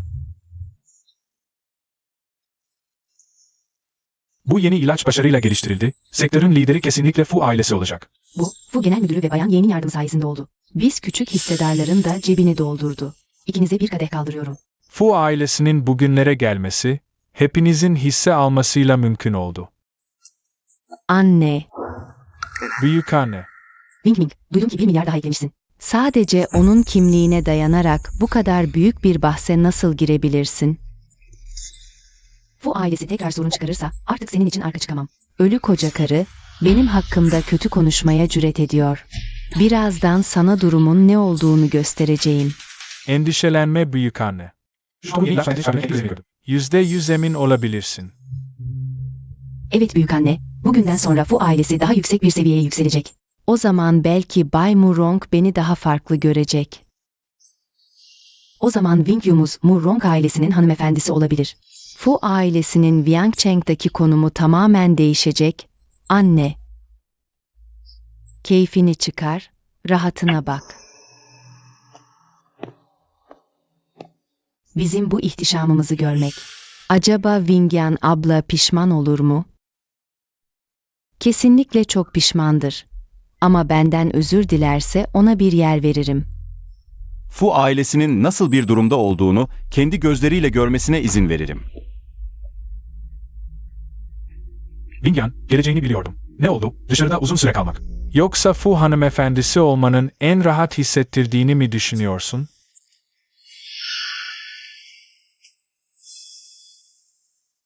Açıkça barış istemeye gelmişsin. Ne kadar kendini beğenmiş davranıyorsun. Wing Ming'im sana şans veriyor. Bu senin geçmiş hayatından gelen bir şans. Gelecekte uslu uslu evde hizmet edersen, başka numaralar çevirmezsen, Fu ailesi seni hala kabul edebilir. Bitirdin mi? Tamam anne. Bu mutlu günde az konuş. Vingyan, hatanı kabul edersen, önceki olayları affedebilirim. Hala Fu ailesinin hanımefendisisin. Evet Vingyan abla, hatanı kabul edersen, Fu ailesi sana kötü davranmaz. Biz Fu ailesi, evlenmeden hamile kalan.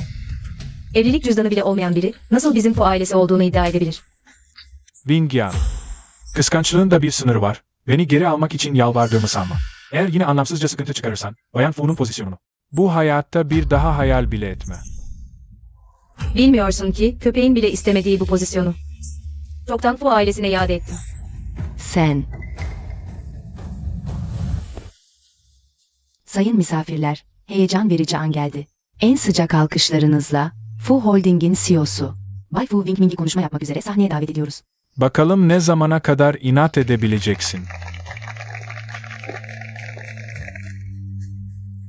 Gördün mü? Bizim Wingming'imiz. Hemen sektörün yeni lideri olacak.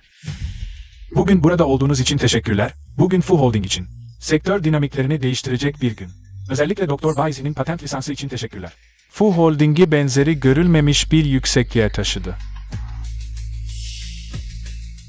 Bazıları bana başarıdan sonra en çok ne yapmak istediğimi soruyor.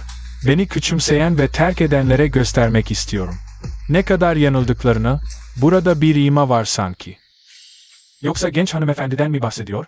Doktor Baizi meselesi yüzünden. Genel müdür Fu ile sürekli anlaşmazlık içindeymiş. O mu? Bayan Ye gibi ilaç araştırması yapmak istiyor. 3 ayda 400 milyon kazanacağını söylüyor. İnsanların gülmesinden korkmuyor mu gerçekten? Bu bir yılda Fu Holding milyarlarca yatırım yaptı. Sadece bu anı görmek için. Şimdi hep birlikte şahit olalım. Bu tarihi ana.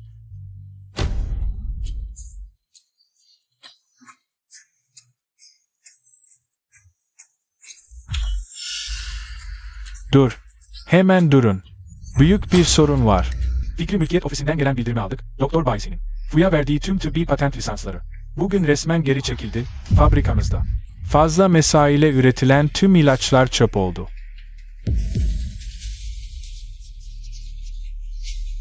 Bir bakayım.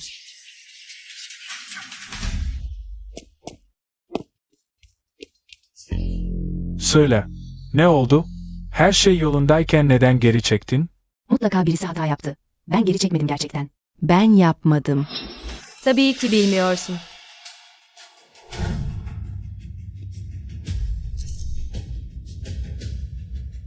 Çünkü sen Baizi değilsin.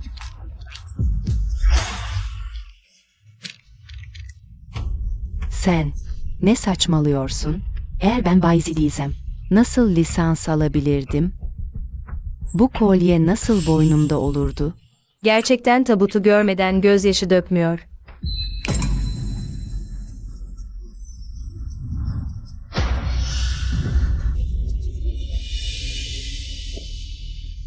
Sen sadece kolyeyi alıp Baizi'nin emanet ettiği patentleri ele geçirdin ama bilmiyorsun onun laboratuvarda. Bu kadar çok belgesi olduğunu. Bu imkansız. Kesinlikle şu Tong'u çökertmek için.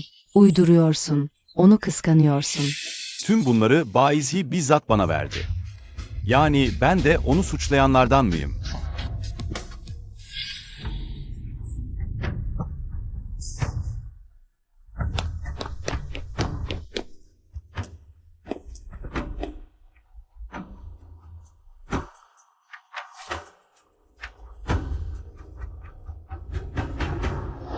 Olamaz olamaz. Beni kandırıyorsunuz değil mi? Baisi zaten öldü.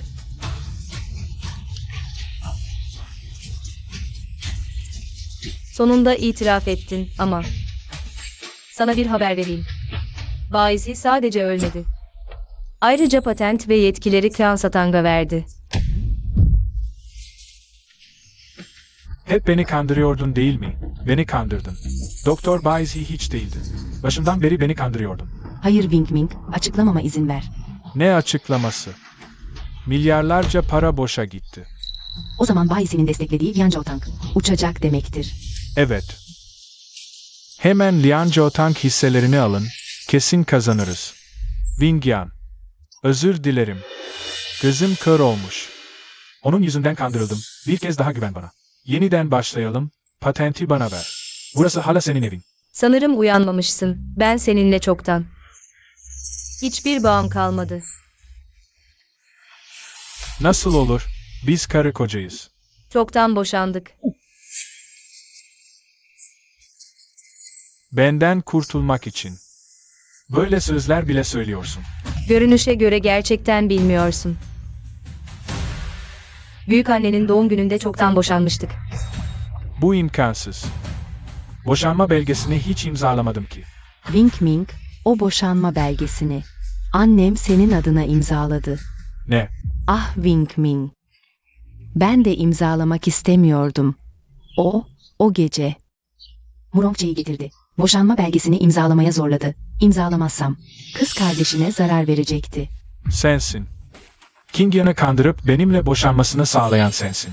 Wingyan beni yıllarca sevdi. Sen ortaya çıktığından beri değişti. Onu zorlayıp kandıran sensin. Bu dünyada benimle böyle konuşmaya kimse cesaret edemez. Çok cesursun. Wingyan, sen böyle izliyorsun. Ben eziliyorum. Biz karı kocayız. Bana kısırlaştırma ilacı veren birine. Neden merhametli olayım? Üstelik aramızda. Çoktan duygu kalmadı. Yıllardır karı kocayız. Nasıl duygu olmaz? Vazgeçmeni söylemiştim. Dinlemedin. Şimdi işte. Bu kadın yüzünden bu hale geldin. Sen. Beni çok hayal kırıklığına uğrattın.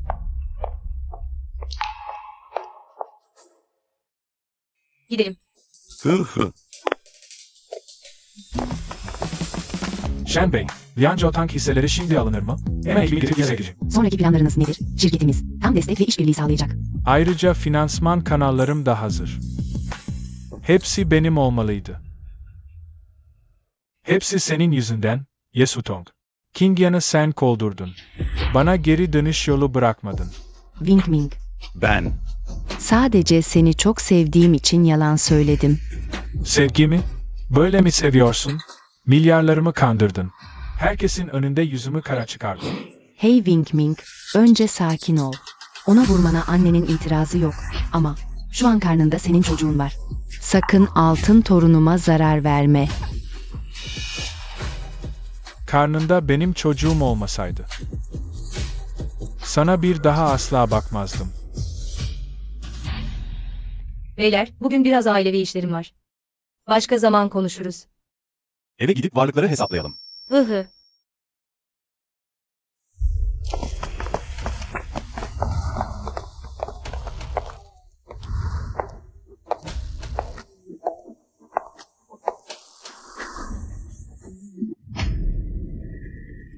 Shen Kingyan, sen.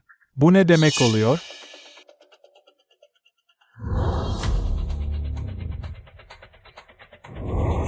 Lian Jiaotang piyasa değeri 100 milyar sınırını aştı.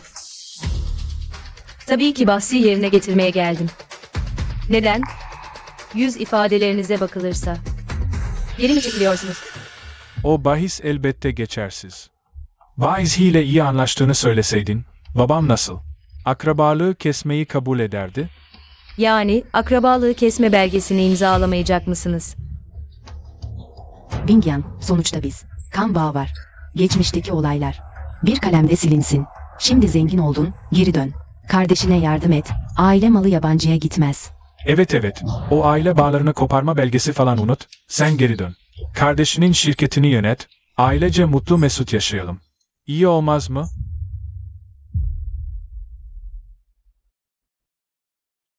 Bitirdin mi? O zaman ne bekliyorsun? Kaz. Hey dur. Shen Wingyan. Ben senin babanım. Bu evi yıkmaya kalkarsan. Ancak üzerimden geçerek yapabilirsin. Vay cesaretin varmış. Elini korkak alıştırma. Kaz. Ah,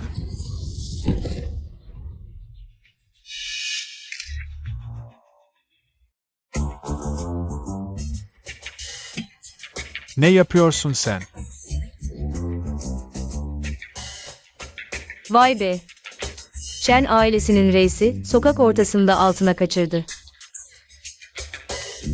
Bu haberi tıklanmaz mı sence? Hayır, paylaşma. İmzalarım olur mu? İşte böyle.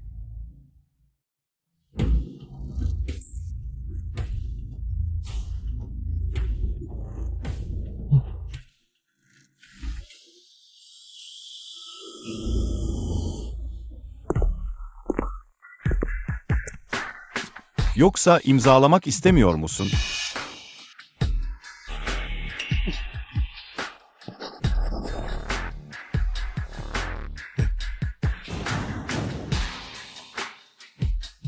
Sonunda elimize geçti. Bu evi yıkmak istemiyorsanız. Nakdede çevirebilirsiniz. 200 milyon. Hey Shen Wingyan. Daha fazla ileri gitme. Parayı zaten verdik. Hala evi mi istiyorsun? Shen dedenin vasiyetinde açıkça yazıyor. Bu ev zaten Kingyan'a bırakıldı. Hepsini geri verecektiniz, bir kuruş bile eksik olmayacak. Yoksa borcunu kolun bacağınla mı ödemek istiyorsun? Ben de yardımcı olurum. Yaklaşma. Hey sen. Oğlum.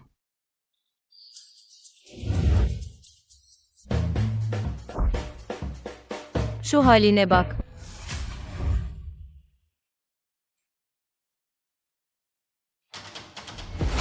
Ne yapıyorsun? Bu villayı yıkmak istemiyor musun?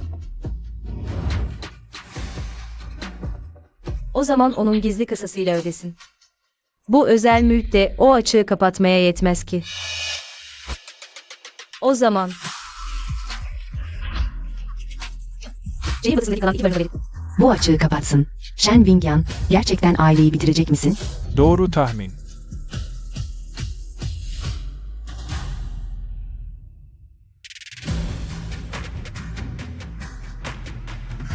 tamam, aramız temiz.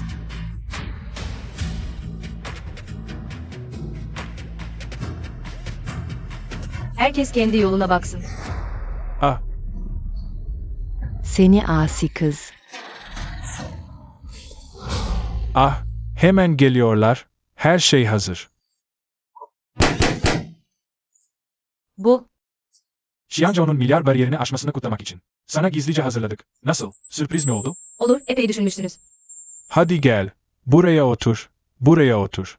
Sadece bu kadar da değil. Size ayrıca süper bir sürpriz daha hazırladım. Kesin seveceksin. Girin.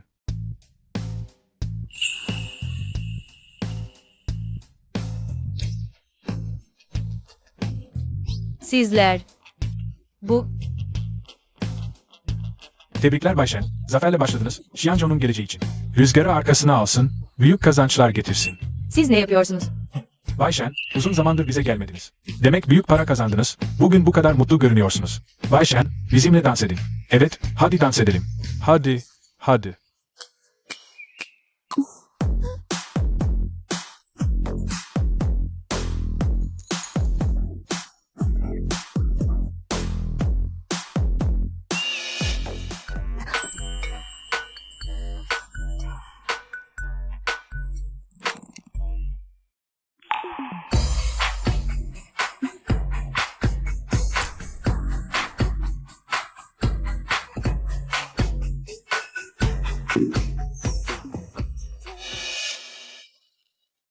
Bay Shen. Beyefendi, fazla içtiniz, sizi dinlenme odasına götüreyim. Dur. O bu tür şeyleri sevmez. O benim, kimse ona dokunamaz. Az önce. Ne dedin? Dedim ki sen benimsin, kimse sana dokunamaz, anladın mı? Başkalarıyla gitmek yok. O zaman sen de başka erkeklerle oynamaz mısın? Yoksa kıskanıyor musun? O kadar da belirgin değil mi? Onlarla oynamamamı istiyorsan. Uzun zamandır bir dileğim var, eğer bana söz verirsen. Onları bırakıp seninle gidebilirim. Ne dileği?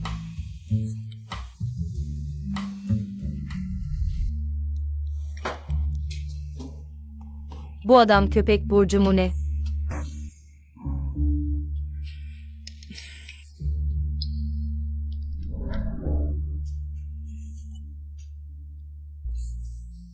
Dün geceyi mi düşünüyorsun hala? Sadece düşünüyorum, bir zamanların ulaşılmaz çiçeği benim için. Bu kadarını yapabileceğini. Murongçe, beni fazla mı seviyorsun? Evet. Aşırı seviyorum. Shen Qingyan.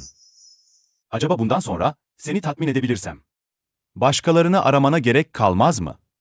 Dün geceki performansın gerçekten takdire şayandı. Ama binlerce güzel su var, sadece bir avuç almak istemiyorum. Murongçe, sen özgürsün. Ablana takılıp kalma sakın.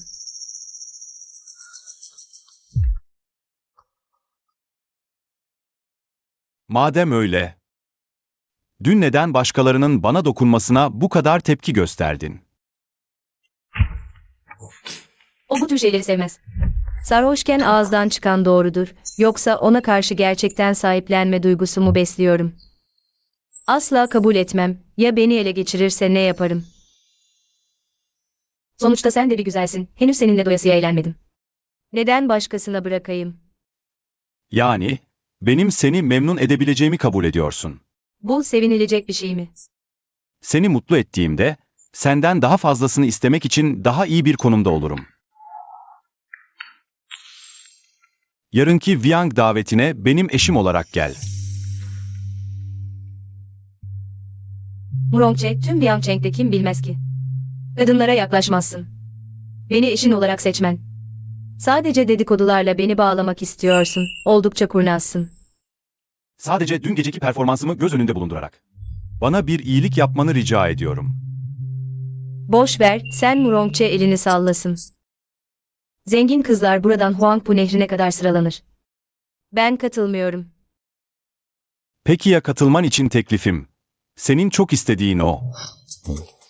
Bai Kao Fan kitabıysa? Ne dedin? Bay Kao Fang sende mi? Bai Kao Fang ev sahibinin özel koleksiyonunda.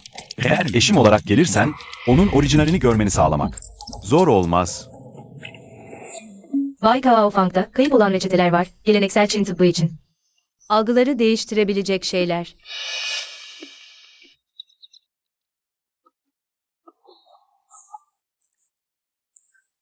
Katılmayacağım dememiş miydin? İstiyorsan biraz çaba göster.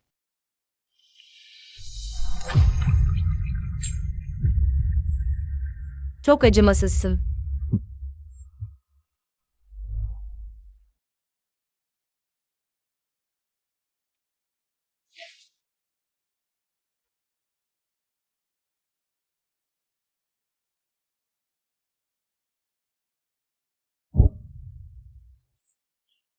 Wing Ming, iş yemekleri için çok çalıştın. Biraz darı lapası iç, mideni rahatlatır.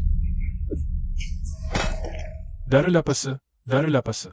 Bir günde darı lapası yapmaktan başka ne yapabilirsin ki?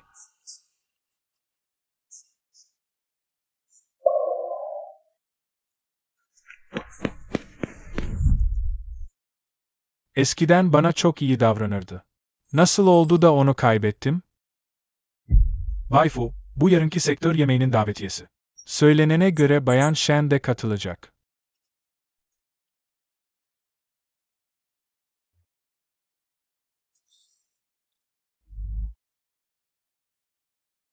Shen Qingyan da orada olacak.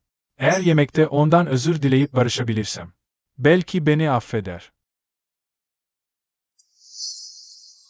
Git, o sınırlı sayıdaki Cartier yakut kolyesini getir. Yarınki yemeğe onunla gideceğim. Mücevherler bana mı hazırlanıyor? Evet.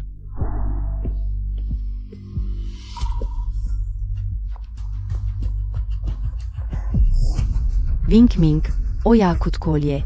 Bana mı vereceksin? Bana bu kadar iyi davranacağını düşünmemiştim. Artık böyle olduğumuz halde, hala böyle yapacağını düşünmemiştim. Sana değil.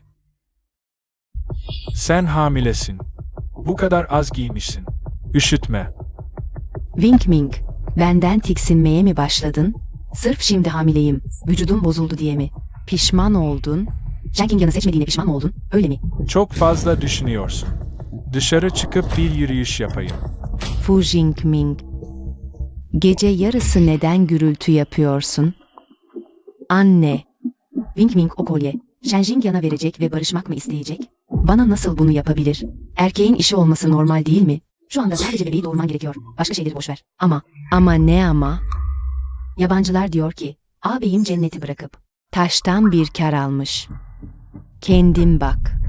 Shen Qingyan şimdi, her şey yolunda, Murongche, onu yemeğe götürecek bile. Eğer sen sorun çıkarmasaydın, şimdi onun yanında duran kişi ben olmalıydım. Yemek, yani Fu Jingming'in yakut taşı. Onun için mi? Şu Shen Qingyan, halen Murongche ile birlikteyken, benim erkeğimi baştan çıkarmaya cüret ediyor. Kim demiş sen? Murongche'nin yanında duramazsın diye. Fu ailesi şu an bu durumda, beni nasıl kabul ederler ki? Elbette bir yolu var. Sadece cesaretiniz var mı bilmiyorum. Anne, bu gerçekten işe yarar mı? Neden yaramasın? Şu Shen Qingyan, kimsenin istemediği ikinci el bir şey. Hatta Bay Murong'u baştan çıkarabiliyor. Bizim yüverimiz böyle güzel senken, neden Murong hanımefendisi olmasın ki? Murong ailesinin aile geleneği katıdır. İtibarlarına çok önem verirler. O zaman sadece bu olayı büyütürsen, Murong ailesine gelin olmak değil mi ki? Çok kolay bir şey. Ama ya bir gün ortaya çıkarsa ne yapacağız? Ah canım, rahat ol. Ben zaten otel müdürüyle konuştum. Odaya giren kişi olarak. Shen Qingyan yazacaklar. Murongche'nin kadın arkadaşı diye. Otel müdürü söz verdi, yukarı gelip kontrol etmeyecek. Burada rahatça bekle. Yemek bittikten sonra Murongche yukarı çıktığında, yatakta bu güzeli görünce, kendini tutabilir mi ki? Ah! Açı. Bu tür toplu etkinliklere asla yanında bir bayanla gelmezsin. Bu senin kız arkadaşın olamaz, değil mi? Hadi, tanıştır bizi. Sizi tanıştırayım. Bu, Yanzhou Tang'in CEO'su. Shen Qingyan. Gelecekte iş yaparken, lütfen onu da düşünün. Demek Kanjo Tang'in yeni patronu Bayan Shen'siniz. Murong, harika iş çıkarmışsın. Sessiz sedasız büyük işler yapıyorsun. Ah, Bayan Shen demek çok resmi. Sanırım yakında yenge dememiz gerekecek, değil mi? Murongche kesinlikle bilerek yaptım. Küçük bir dileğimi yerine getiremez misin? Hey yenge, neden gülmüyorsun? Evet bebeğim. Neden gülemiyorsun? Bay Kaoshu için dayanacağım. Sevgilim, çok tatlı gülümsüyorum. Che abi ve yenge gerçekten çok iyi anlaşıyor. Gerçekten kıskandırıcı. Wing Ming, içeri girelim. Bana dokunma. Wing Ming.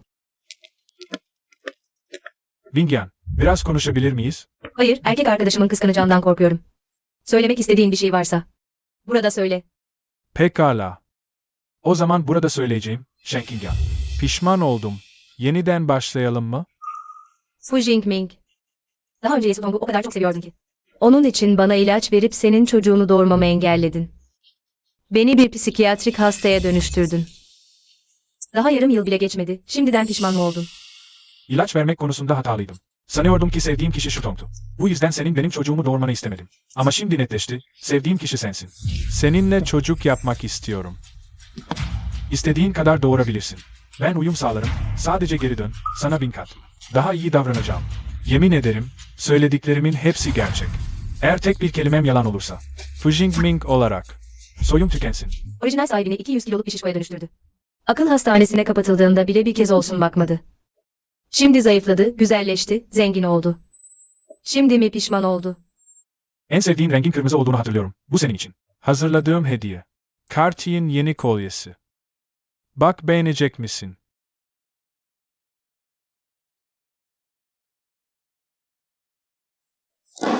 Bir parça taş mı?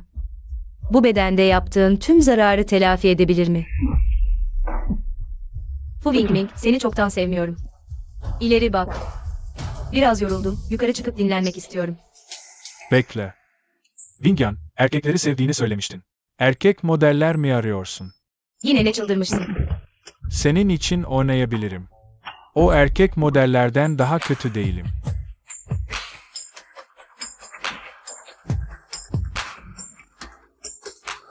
Sen, benimle oyna Fu Wingming, biliyor musun? Şu an neye benziyorsun? Kuyruk sallayan bir köpek gibi. Ne yazık ki. Etrafımda köpek eksik değil. Hele bir de ısıran köpek hiç beslemem. Shen Wingyan, bu kadar yalvardım sana. Beni daha da aşağılayacak mısın? Bay Fu. Bu isimden ibaret evlilikten çekildiğin için. Sana gerçekten teşekkür etmeliyim. Ben ve King Yan'ı bir araya getirdin. Murong. Fazla sevinme. Shen Wingyan sadece senin aile gücünü kullanıyor. Gücünle yeniden ayağa kalkmak için. Peki neden senin ailenin gücünü kullanmıyor? Ah, unuttum. Fu ailesi. Artık güvenilecek durumda değil. Beni kullanması benim şansım. Atalarıma da teşekkür etmeliyim. Bana ilgi duymasını sağlayan bu dünyayı kurdukları için.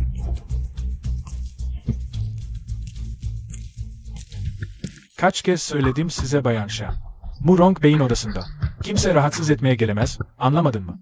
Anladım. Shen Wingyan, benden kaçıyorsun. Ama açıkça Murong Chen'in odasına gidiyorsun. Onu bu kadar mı seviyorsun? Yumuşak olmazsa sert olur. Tamam. Ne yaparsan yap. Murong Chen'in kapısını kapat. Kimse giremez. Evet. Shen Wingyan. Beni buna sen zorladın. Wingming de ne yapıyor? Shen Wingyan onu istemiyor bile. Hala yapışıp duruyor. Shu Tong. Erkeklerin huyu böyledir. Biraz anlayışlı ol, sinirlenme. Karnındaki bebeğe iyi gelmez. Hey, Murong birazdan yukarı çıkacak. Hazırlanalım. Bizim de sahneye çıkma zamanımız geldi. Bu sefer kesinlikle Shen Qingyan'ı büyük bir düşüş yaşatacağım.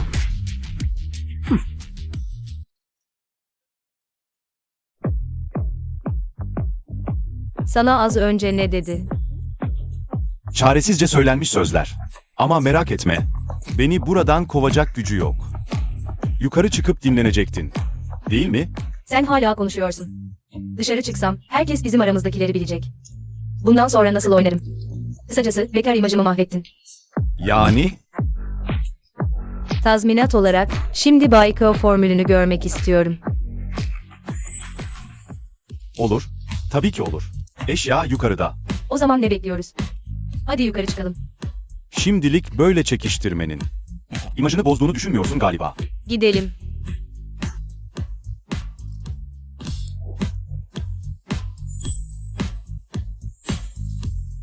Ne oldu? Ne şanssızlık. Fu Wingming'in adamları. Peki Baiko formülü. Odanda olmasın sakın. Tabii ki hayır. O zaman doğrudan benim odama gidelim. Bu gece sabaha kadar okuyacağım. Neden hala gelmiyor? Bu ziyafette bitmeli artık. Neden kapıyı çalmıyorsun? Hey, neden açılmıyor? Hey, İçerideki hanımefendi, boşa uğraşmayın. sen kimsin? Bay Murong'dan mı gönderildiniz?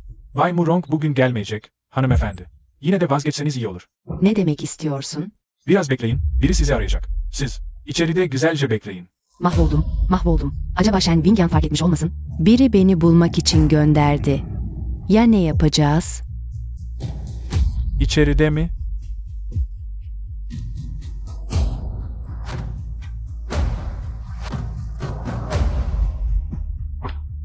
Ah,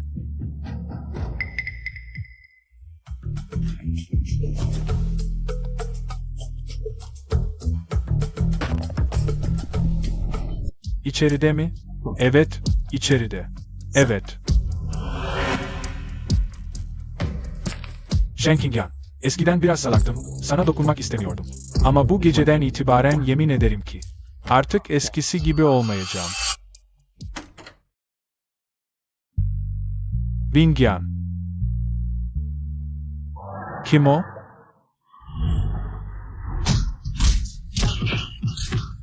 bana zorbalık etmene izin vermeyeceğim. Söz vereyim. Bana zorbalık etme. Dövmeyi bırak. Bana zorbalık etmene izin vermeyeceğim. Bugün büyük hanımın seni. Nesli'nin kurutuncaya kadar dövmeyeceksem, soyum fu olmasın.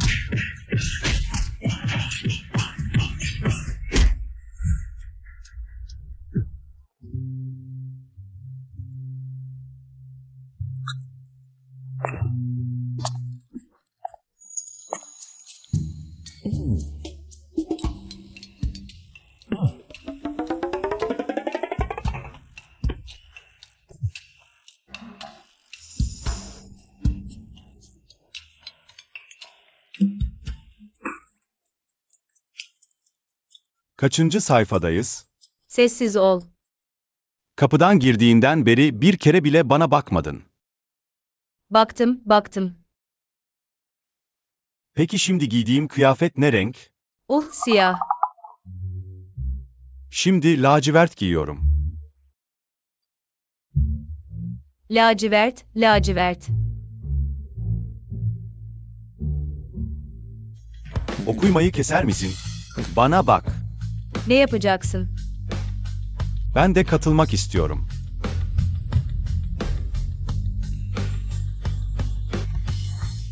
Emin misin? Evet.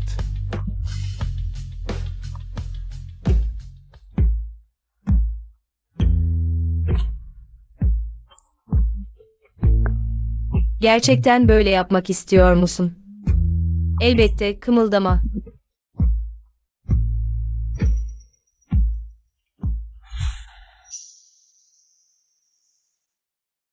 Acıyor. Çok acıyor. Acıması normal, dayan biraz. Buradaki meridyenlerin tıkanmış. Her zaman çok sinirleniyorsun değil mi? Şimdi geçti. İşte bu, nasıl şimdi değil mi? Kendini ferah hissetmiyor musun? Evet. Ama şu anda bu pozisyonda biraz rahatsızım. Bir şey yaparken başka şeyi ihmal etmeyin. Doktor Bayi. Göğsüm sıkışıyor ve acıyor. Tedavi edebilir misin? Erkeklerin kafasında hep o şeyler var. Gerçekten tedavi edilmelisin. Ne oldu? Eskiden her gün benimle flört ediyordun. Çok hoşuna gidiyordu. Sadece yarım yıl geçti. Platonik ilişkiye döndün. Platonik olup olmadığımı sen bilmiyor musun?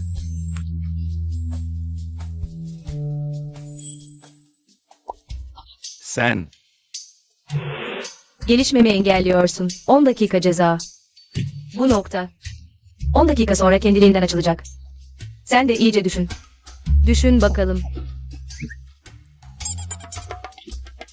Ne düşüneceğim? Ah.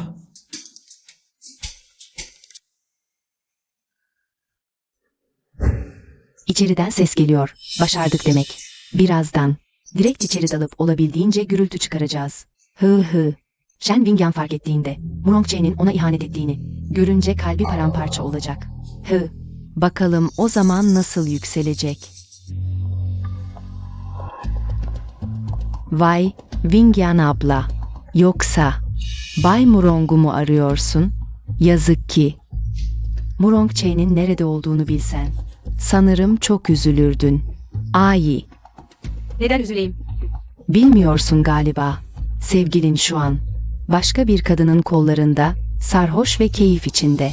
Murong Che içeride mi diyorsun? Evet, doğru. Sana dürüstçe söyleyeyim. Gazetecileri çağırdım. Kapı açılır açılmaz.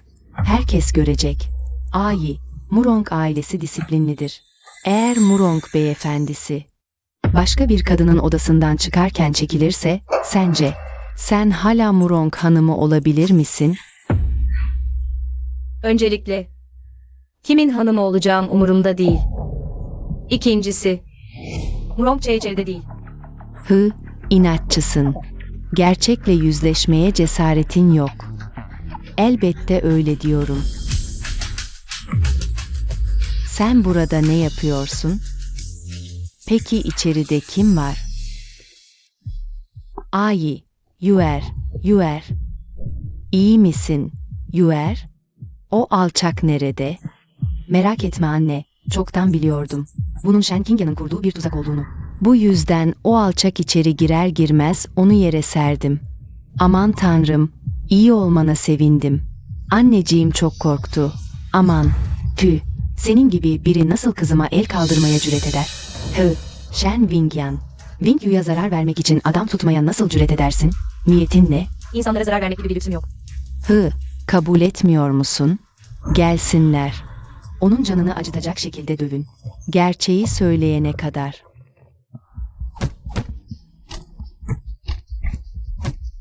Dövmeyin. Seni annesiz büyümüş şey. Böyle iğrenç bir şey yaptın. Bugün annenin yerine ben. Sana iyice bir ders vereceğim. Daha fazla vurma. Song Ziman. Yerde yatan bu adamın kim olduğunu gerçekten göremiyor musun? Böyle adi bir serseriyi nasıl tanıyabilirim? Daha fazla vurma. Hayır, anne. Bu adamın ayakkabıları sanki.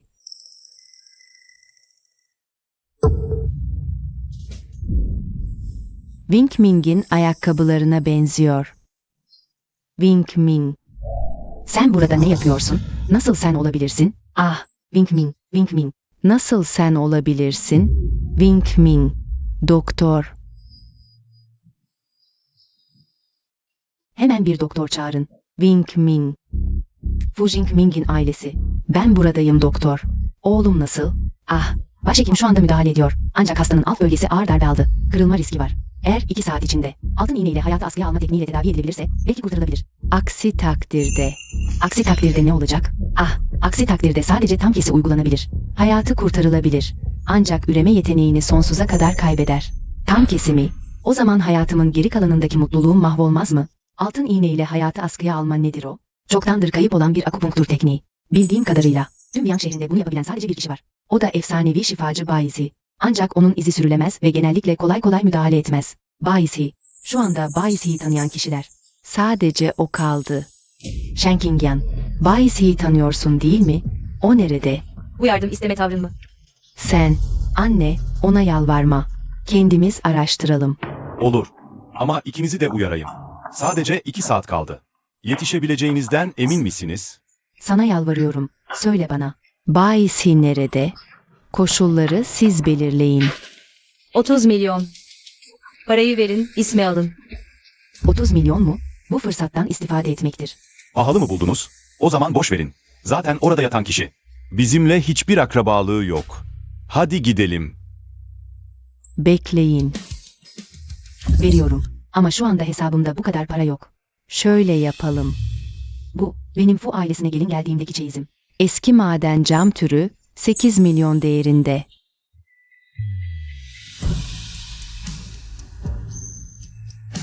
Bu da Cartier sınırlı sayıda üretilen model, 3 milyona aldım. Kolyeyi çıkar. Anne, çabuk çıkar. O, abimin canı.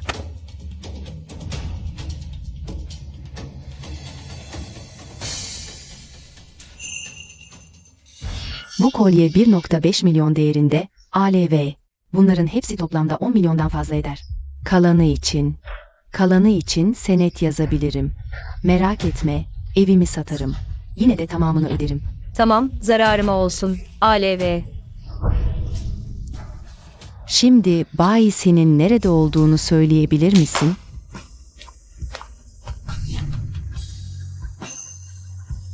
Pekala, parayı aldık, işi bitirelim. O zaman söyleyeyim. Bayisi'nin gerçek adı. Benim Shen Qingyan. Benimle dalga mı geçiyorsun?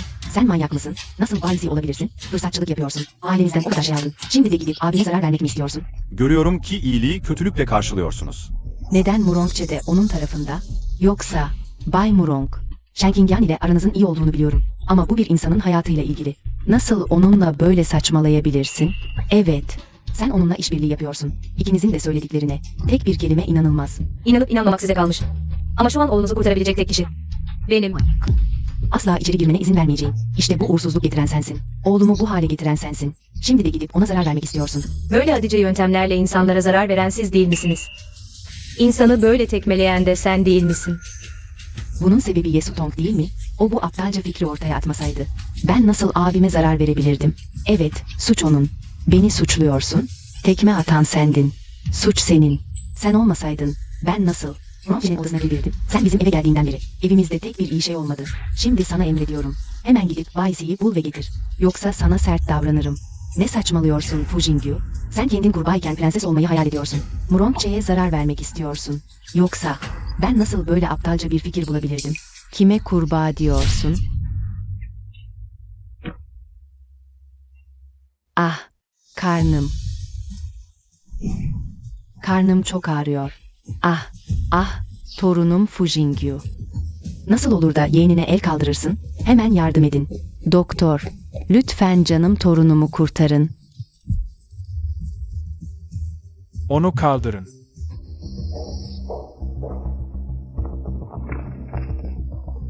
Ah, ne kadar şanssızım. Fu Jingyu, sana söylüyorum. O çocuğa bir şey olursa seni asla affetmem. Bayzi doktoru hala bulamadınız mı? Hastanın durumu kritik. Hemen karar vermeliyiz. Ben Bayzi'yim. Ama beni içeri sokmuyorlar. Sen Bayzi misin? Başhepinizle ilaç ticareti yapıyorum. Beni tanır. O zaman buyurun girin. Hayır, o bir psikopat. Ayrıca oğlumun düşmanı. İçeri girip oğlumdan intikam almasına izin veremem. İçeri girmezsem oğlunuz hadım olacak. Ben bile ağabeyimin hadım olma riskini alıyorum. Yine de senin içeri girip ağabeyime zarar vermene izin veremem. Peki bunu sen söyledin. Sonra bir şey olursa benimle ilgisi yok. Hastanın durumu kritik. Eğer Bayzi doktoru bulamazsanız hemen tam kesi ameliyatı yapmalıyız. Yoksa hayatını kurtaramayız. İşte ameliyat onay formu. Ben sadece bir kadınım. Bu kadar önemli bir kararı veremem. Anne, imzalamazsan ağabeyimin hayatı tehlikeye girecek. Hem de Ye Sutong'un karnında. Zaten bir bebek var. Haklısın. Wing Wing kısırlaştırılsa bile şimdi Fu ailesi. Bir varisi var. Tamam, imzalıyorum. Doktor, oğlumun ameliyatı nasıl geçti? Ameliyat başarılı. Hasta artık tehlikede değil. Ne yazık ki, Bayzi doktoru getirebilseydik. İşler bu noktaya gelmezdi. Bundan sonra, hastanın duygularına daha çok dikkat edin. Hep Shen Qingyan'ın suçu. Bayzi rolü yaparak zaman kaybettirdi. Oğlumu bu hale getirdi. Bayan Shen, sen neden buradasın? İlk kişi. Geldiysen neden içeri girmedin? Altın iğne tekniğini daha önce kullansaydın. Hasta bacağını kaybetmezdi. Ne yapayım? Beni içeri sokmadılar. Siz bilmiyor musunuz? Bayan Shen'in ününü, bu Shen Qingyan bizim sektörde. Tüm tıp camiasının tanıdığı altın iğne ustası, mucizevi Doktor Bayzi. Viang şehrine bir bakın. Oğlunuzun üreme fonksiyonunu kurtarabilecek tek kişi o. Ne? Nasıl olur? O. Sadece bir ev hanımı. Ev hanımı, Bayan Shen, Doktor Baizi'nin ta kendisi. Bu, tüm tıp camiasının kabul ettiği bir gerçek. Bu ailesinin hanımı olarak bunu bilmiyordun. Sen gerçekten Bayzi misin? Zaten söyledim. İnanmadınız. Doktor Baizi. Hep benim suçum. Ağabeyinin durumu. Üreme yeteneğini kaybetmesi, soyunun kesilmesi benim yüzümden. Hepsi benim hatam. Anne. Hep benim suçum. Bu nasıl gerçek olabilir? Eğer onu ameliyathaneye sokmuş olsaydım, oğlum asla böyle olmazdı. Tebrikler aile, sağlıklı bir erkek bebek, anne ve bebek iyi. Anne, sakın telaşlanma. Duydun mu? Hemşire dedi ki, Ye Shutong bir erkek çocuk doğurdu.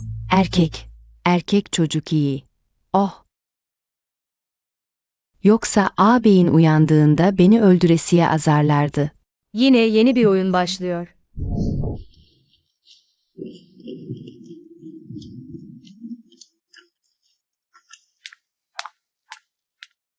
Shutong. Fu ailesinin soyunu devam ettirdin, büyük bir kahramansın. Teyze, bu benim görevimdi.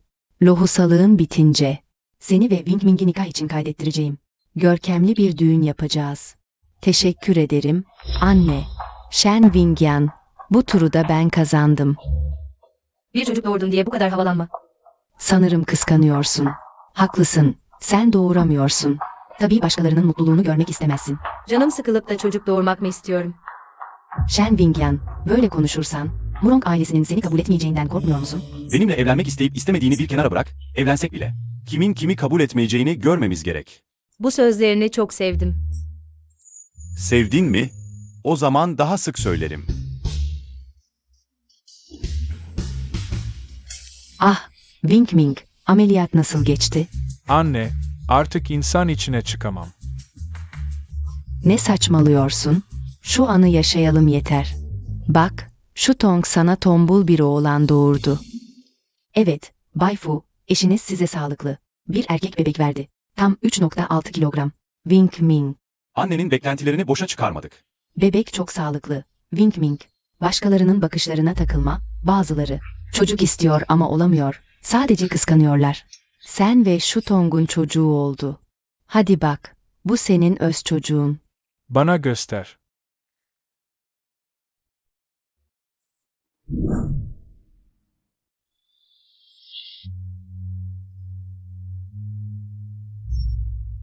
Yesutong, bu senin bana doğurttuğun çocuk mu? Ne oldu? Yoksa çocuk çok mu çirkin? Yeni doğan bebekler böyle olur. Birkaç güne düzelir. Çocuk gibi davranma. Bu nasıl siyahi bir çocuk? Ben demiştim, bu çocuğun ten rengi biraz farklı. Ama maalesef kimse inanmadı. Yoksa yanlış kişiyi mi hatırlıyorum? O dönem çok çılgınca eğlendim ama çocuk doğdu bile. Artık Fu ailesine sıkı sıkıya tutunmaktan başka çare yok. Yoksa ben ve bu çocuk. Sokaklarda kalırız. Açıkla şimdi. Wing Ming hayır. Bu çocuk senin. Bebek yeni doğdu. Sarılık oldu. Teni biraz koyu normal. Birkaç güne beyazlar. Beni salak mı sandın? Sarıyla siyahı ayırt edemiyor muyum? Bu renk meselesi değil, ırk meselesi. Atalarımın 8 kuşağı Yangchengli. Nereden siyahi kan gelmiş olacak? Hemşire, sen mi değiştirdin benim çocuğumu? Kesin sen değiştirdin benim çocuğumu, değil mi? Doğum yapan hanımefendi, lütfen sakin olun. Bugün tüm hastanede. Sadece siz doğum yaptınız. Kesinlikle karıştırma ihtimali yok. O zaman genetik mutasyon, evet. Genetik mutasyon. Sezeryen oldunuz, beyninizi de mi kaybettiniz? Yesutong, seni alçak. Bana boynuz takmaya cesaretin var. Söyle. O yabancı adam kim? Fu Jingming, bana nasıl böyle yaparsın? Daha yeni doğum yaptım, beni dövüyorsun. Senin hadım olduğuna bakmıyorum bile. Sen bana bakıyorsun ha. Doğru diyorsun. Zaten sen de artık doğuramazsın, bari. Bu melezi alıp kendin büyüt. Yaşlandığında sana kimse bakmasın diye. Ama bugün annesini dövmeye cesaret ettin, yarın. Oksijen hortumunu çekmeye cesaret eder. Seni utanmaz sürtük. Oğlum sana ne iyi davrandı. Sen daha ne piç taşıyıp evlenmek için yalan söylüyorsun. Seni ihtiyarcadı. Bırak beni. Bırak. Bugün seni bu süprüntüyü öldürmeyeceğim. Ne masum kız rolü yapıyorsun. Sadece herkesin bindiği bir fahişesin. Seni ihtiyarcadı. Bırak beni. Kime söylüyorsun bunları? Eğer o kadar muhafazakar olsaydım, oğlumla böyle takılır mıydım? Sen, eğer o kadar muhafazakar olsaydın, oğlun ve kızın doğar mıydı? Sen de o zaman yatağa girerek Fu ailesine gelmedin mi? Burada ne namuslu kadın rolü yapıyorsun sen? Seni öldüreceğim. Vurma. Sana söylüyorum. Bunlar hep senin cezan. Kim oğlunun Shen Qingyan'a ilaç vermesine izin verdi? Şimdi iyi oldu. Kötülük kendi başına geldi. 8 nesil tek erkek çocukmuş. Tükürdüm. Soyu tükenmiş bir kader bu. Hak etmişsin. Ağzını yırtmayayım da. Tamam. Yeterince eğlendik, gidiyoruz.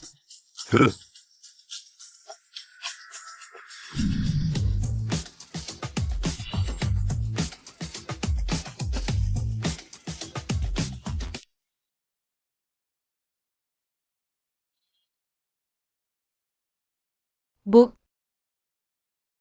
Rüyadayım, bir rüya. Ama rüyada değil. Sen Shen Qingyan'sın. Evet, ben Bay Zehei. Teşekkür ederim. Teşekkürler. Benden nefret etmen gerekirdi. Bu bedenini ele geçirdiğim için mi? Küçüklüğümden beri herkesi memnun etmeye çalıştım. Ama yine de Shen ailesi tarafından bir para ağacı olarak görüldüm. Fu ailesi tarafından ücretsiz bir hizmetçi olarak kullanıldım. Haksızlığa uğradım ve içimde hep bir isyan vardı. Hep düşündüm, keşke biri benim yerime öcümü alabilseydi. Neyse ki seni bekledim. Boşanmak, Shen ailesiyle ilişkileri kesmek, Kanjo Tang'ı büyütmek. Her şey benim yapmak istediğim ama cesaret edemediğim şeylerdi. Hepsini benim yerime sen yaptın. Bunları senin için yapmadım. Sadece kendim için yaptım. İşte bu yüzden anladım. Meğer Shen Qingya'nın hayatının bu kadar çok farklı yolu varmış. Artık takıntım sonunda dağılabilir. Sen gidiyor musun? Evet. Başka bir dünyaya gidip kendimi gerçekten seveceğim. Bundan sonra sen de rahat ve özgür yaşamaya devam et.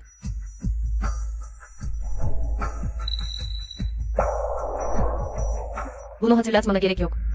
Bazen çok inatçı olma. Aslında yanındaki Bay Murong oldukça iyi biri. Ah.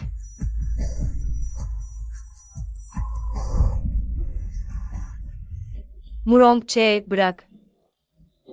Biraz daha uyuyayım. Nefes alamıyorum. Boğacaksın beni.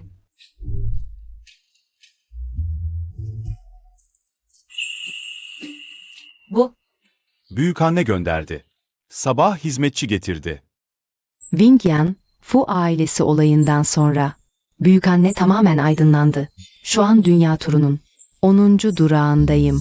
Sen de mutlaka gelmelisin.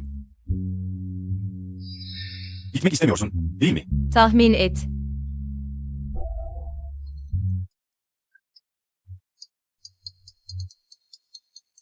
Vingen abla, biziz. Seni görmeyeli çok oldu. Seni özledik. Yani, bu kadar zamandır. Neden hala gelip oynamıyorsun? Yoksa bizim hatamız mı var?